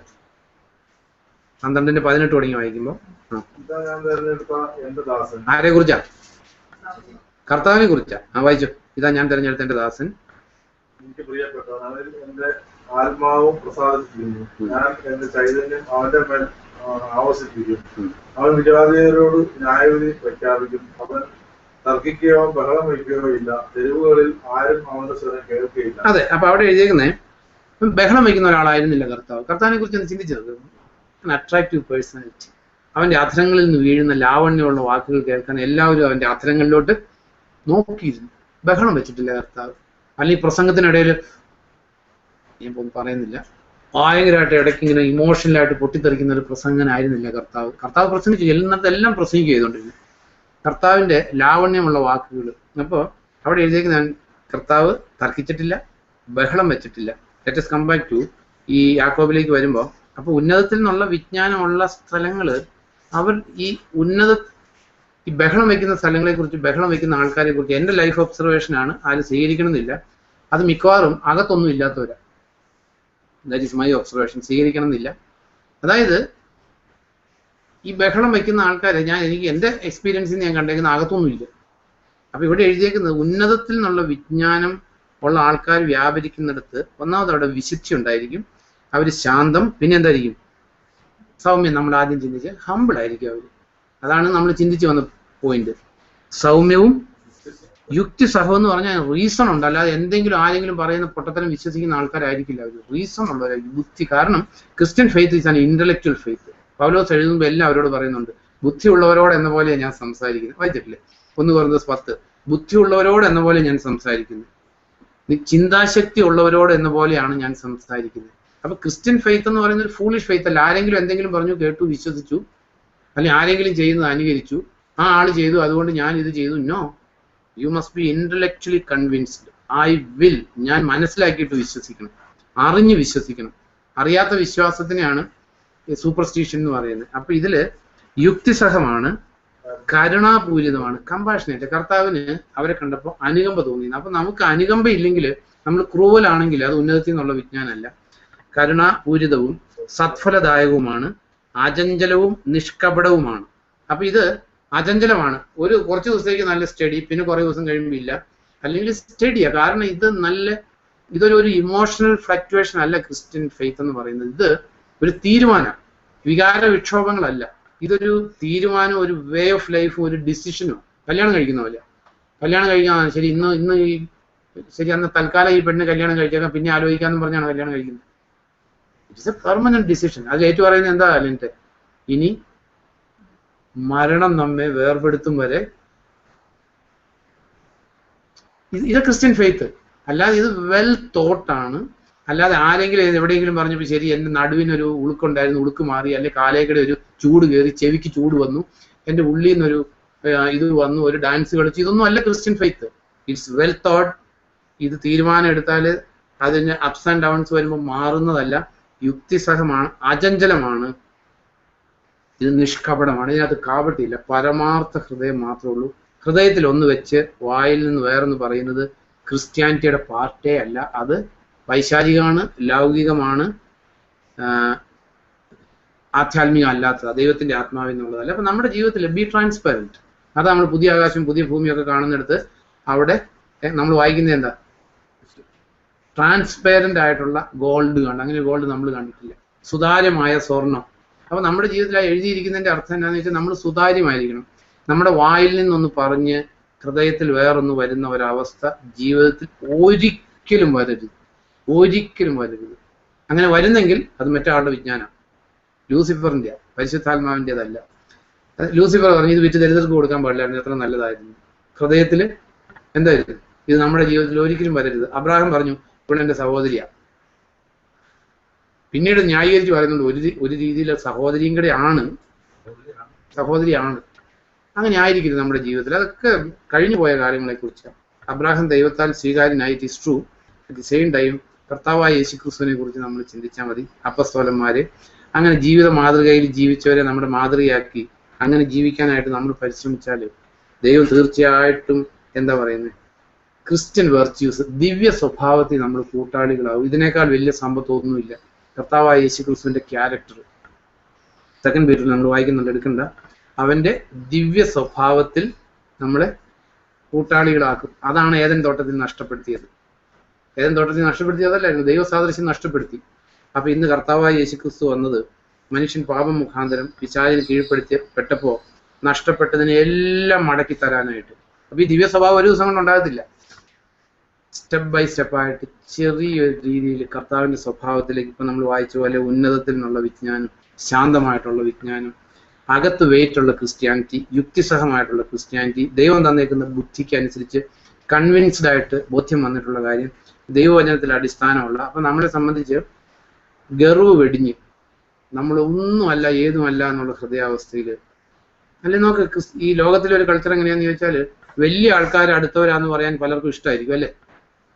ദൈവത്തിന്റെ പരിശുദ്ധാത്മാവ് പറഞ്ഞേക്കുക, ഔദ്ധ്യത്വം വെടിഞ്ഞ് എളിയവരുമായിട്ട് സഹവസിക്കും. വലിയ ലോകപ്രശസ്തരായിട്ടുള്ള വലിയ സുവിശേഷകരെ അടുത്തവരാന്ന് പറയുന്നതിനേക്കാൾ അഭിമാനിക്കേണ്ടത് അറിയപ്പെടാത്ത, കർത്താവിന് വേണ്ടി ത്യാഗം സഹിക്കുന്ന, അല്ലെങ്കിൽ ഒരു ബൈക്ക് പോലും മേടിക്കാൻ പൈസ ഇല്ലാത്ത സൈക്കിൾ ചവിട്ടി നടക്കുന്ന സുവിശേഷകർ, അല്ലെങ്കിൽ ലോകത്തിന്റെ ഒരു പ്രൗഢിയില്ലാത്തവർ, അല്ലെങ്കിൽ ദരിദ്രരായിട്ടുള്ള വിശ്വാസികൾ, അവരുമായിട്ടുള്ള ബന്ധത്തിൽ അഭിമാനിച്ചിട്ട് ലോകം വില കൊടുക്കുന്നതിൽ അഭിമാനിക്കാതെ കർത്താവ് വില കൊടുത്തതിൽ, കർത്താവ് വേറൊരു സ്ഥലത്ത് പറയുന്നു, ജസ്റ്റ് ഒരു സ്ഥലം കൂടെ, മാത്യു ചാപ്റ്റർ 11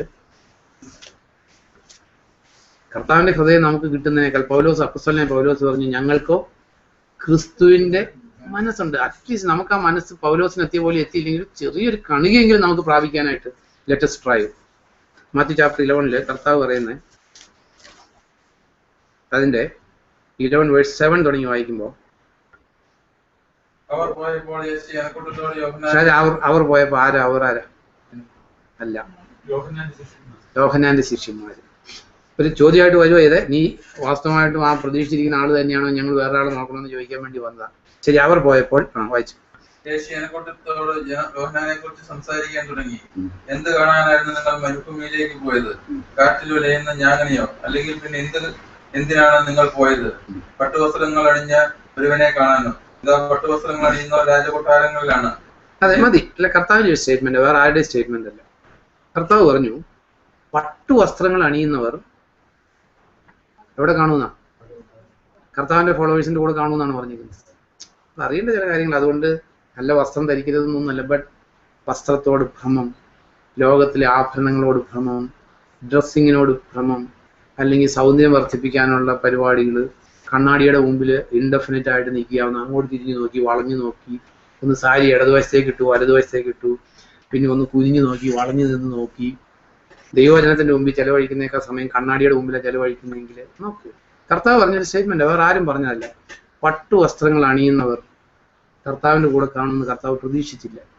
അതുകൊണ്ട് നമ്മൾ നല്ല വസ്ത്രം ധരിക്കേണ്ടെന്നോ ഡീസെന്റ് ആയിട്ട് നടക്കേണ്ടെന്നോ ഒന്നുമല്ല ഞാൻ പറഞ്ഞു. അറ്റ്ലീസ്റ്റ് വിലക്കൂടിയ വസ്ത്രം, വിലക്കൂടിയ വാഹനങ്ങൾ, വിലക്കൂടിയ സാധനങ്ങൾ, വിലക്കൂടിയ വീട്, ലോകത്തിന്റെ മുമ്പിൽ അട്രാക്റ്റീവ് ആയിട്ടുള്ള കാര്യങ്ങൾ, ജീസസ് നെവർ എക്സ്പെക്ടഡ് ഇറ്റ്.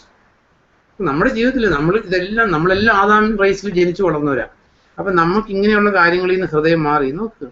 സാധാരണ ഞാൻ കണ്ടിട്ടുണ്ട് ചില നമ്മുടെയൊക്കെ കൾച്ചർ സെയിം ആണല്ലോ ഓൾമോസ്റ്റ്.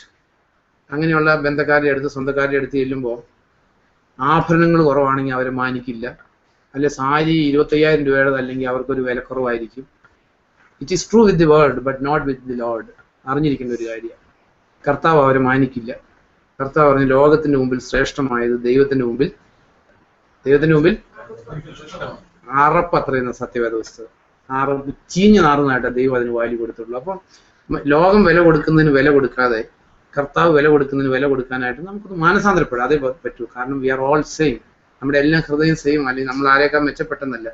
ലോകം വില കൊടുക്കുന്നതിന് വില കൊടുക്കാതെ കർത്താവ് വില കൊടുക്കുന്ന കാര്യങ്ങൾക്ക് വില കൊടുക്കാനായിട്ട് ലെറ്റ് സ്ട്രൈവ് ഹാർഡ്. ലോകത്തിൽ ഉന്നതമായിട്ടുള്ള സ്ഥാനം. അതുകൊണ്ട് ബെറ്റർ പൊസിഷനിൽ വരാൻ വേണ്ടി പിള്ളേർ പഠിച്ചു മിടുക്കരാകാൻ വേണ്ടി ട്രൈ ചെയ്യേണ്ടെന്നൊന്നും അല്ല ഞാൻ പറഞ്ഞതിൻ്റെ അർത്ഥം. മോറൽ വാല്യൂസ്, നമ്മൾ കർത്താവ് വാല്യൂ കൊടുക്കുന്ന കാര്യങ്ങൾക്ക് വാല്യൂ കൊടുത്ത്, അല്ലെങ്കിൽ ലോകത്തിൽ ആരെങ്കിലും വലിയ ആളാണ്, പൈസക്കാരനാണെന്ന് കേൾക്കുമ്പോഴത്തേക്കും ആൾക്കാർ പറയും, ഓ ഇന്ന ആളുടെ ആളാണ്, അല്ലെങ്കിൽ ഇന്ന ധനികനാണ്, കോടീശ്വരനാണ്. ദൈവം അതിന് ആബ്സല്യൂട്ട്ലി ഒരു വാല്യൂം കൊടുത്തിട്ടില്ല. അപ്പൊ നമുക്കും പൈസക്കാരനാണ്, പൈസ ഉണ്ടാക്കി, അല്ലെങ്കിൽ വലിയൊരു കെട്ടിടം വെച്ചു, വീട് വെച്ചു, ഇതിനൊക്കെ റബ്ബിഷിന്റെ വില കൊടുക്കുന്ന ഒരു ഹൃദയത്തിന്റെ ഉടമകളായിട്ട് ജീവിച്ചാൽ then we can live as kings. കർത്താവ് പറഞ്ഞു, ഈ ലോകത്തിൽ നിങ്ങൾക്ക് ഞെരുക്കങ്ങളുണ്ട്, എന്നാൽ ഞാൻ ലോകത്തെ ജയിച്ചു. കർത്താവ് ലോകത്തെ ജയിച്ചത് വലിയ വീട് വെച്ചിട്ടോ പണം ഉണ്ടാക്കിയിട്ടോ അല്ലെങ്കിൽ ഹെറോദോസിന്റെ തുല്യമായിട്ടുള്ള അരമന ഉണ്ടാക്കിയിട്ടല്ല, ഒലിവുമലയിലാണ് കിടന്നുറങ്ങിയത്. കർത്താവ് പറഞ്ഞു, ഞാൻ ലോകത്തെ ജയിച്ചിരിക്കുന്നു. Let us win the world like the following the footsteps of the Lord. നമുക്ക് അല്പസമയം കർത്താവിന്റെ സ്തുതി സ്തോത്രങ്ങൾ അർപ്പിക്കാൻ സമയം എടുക്കാം.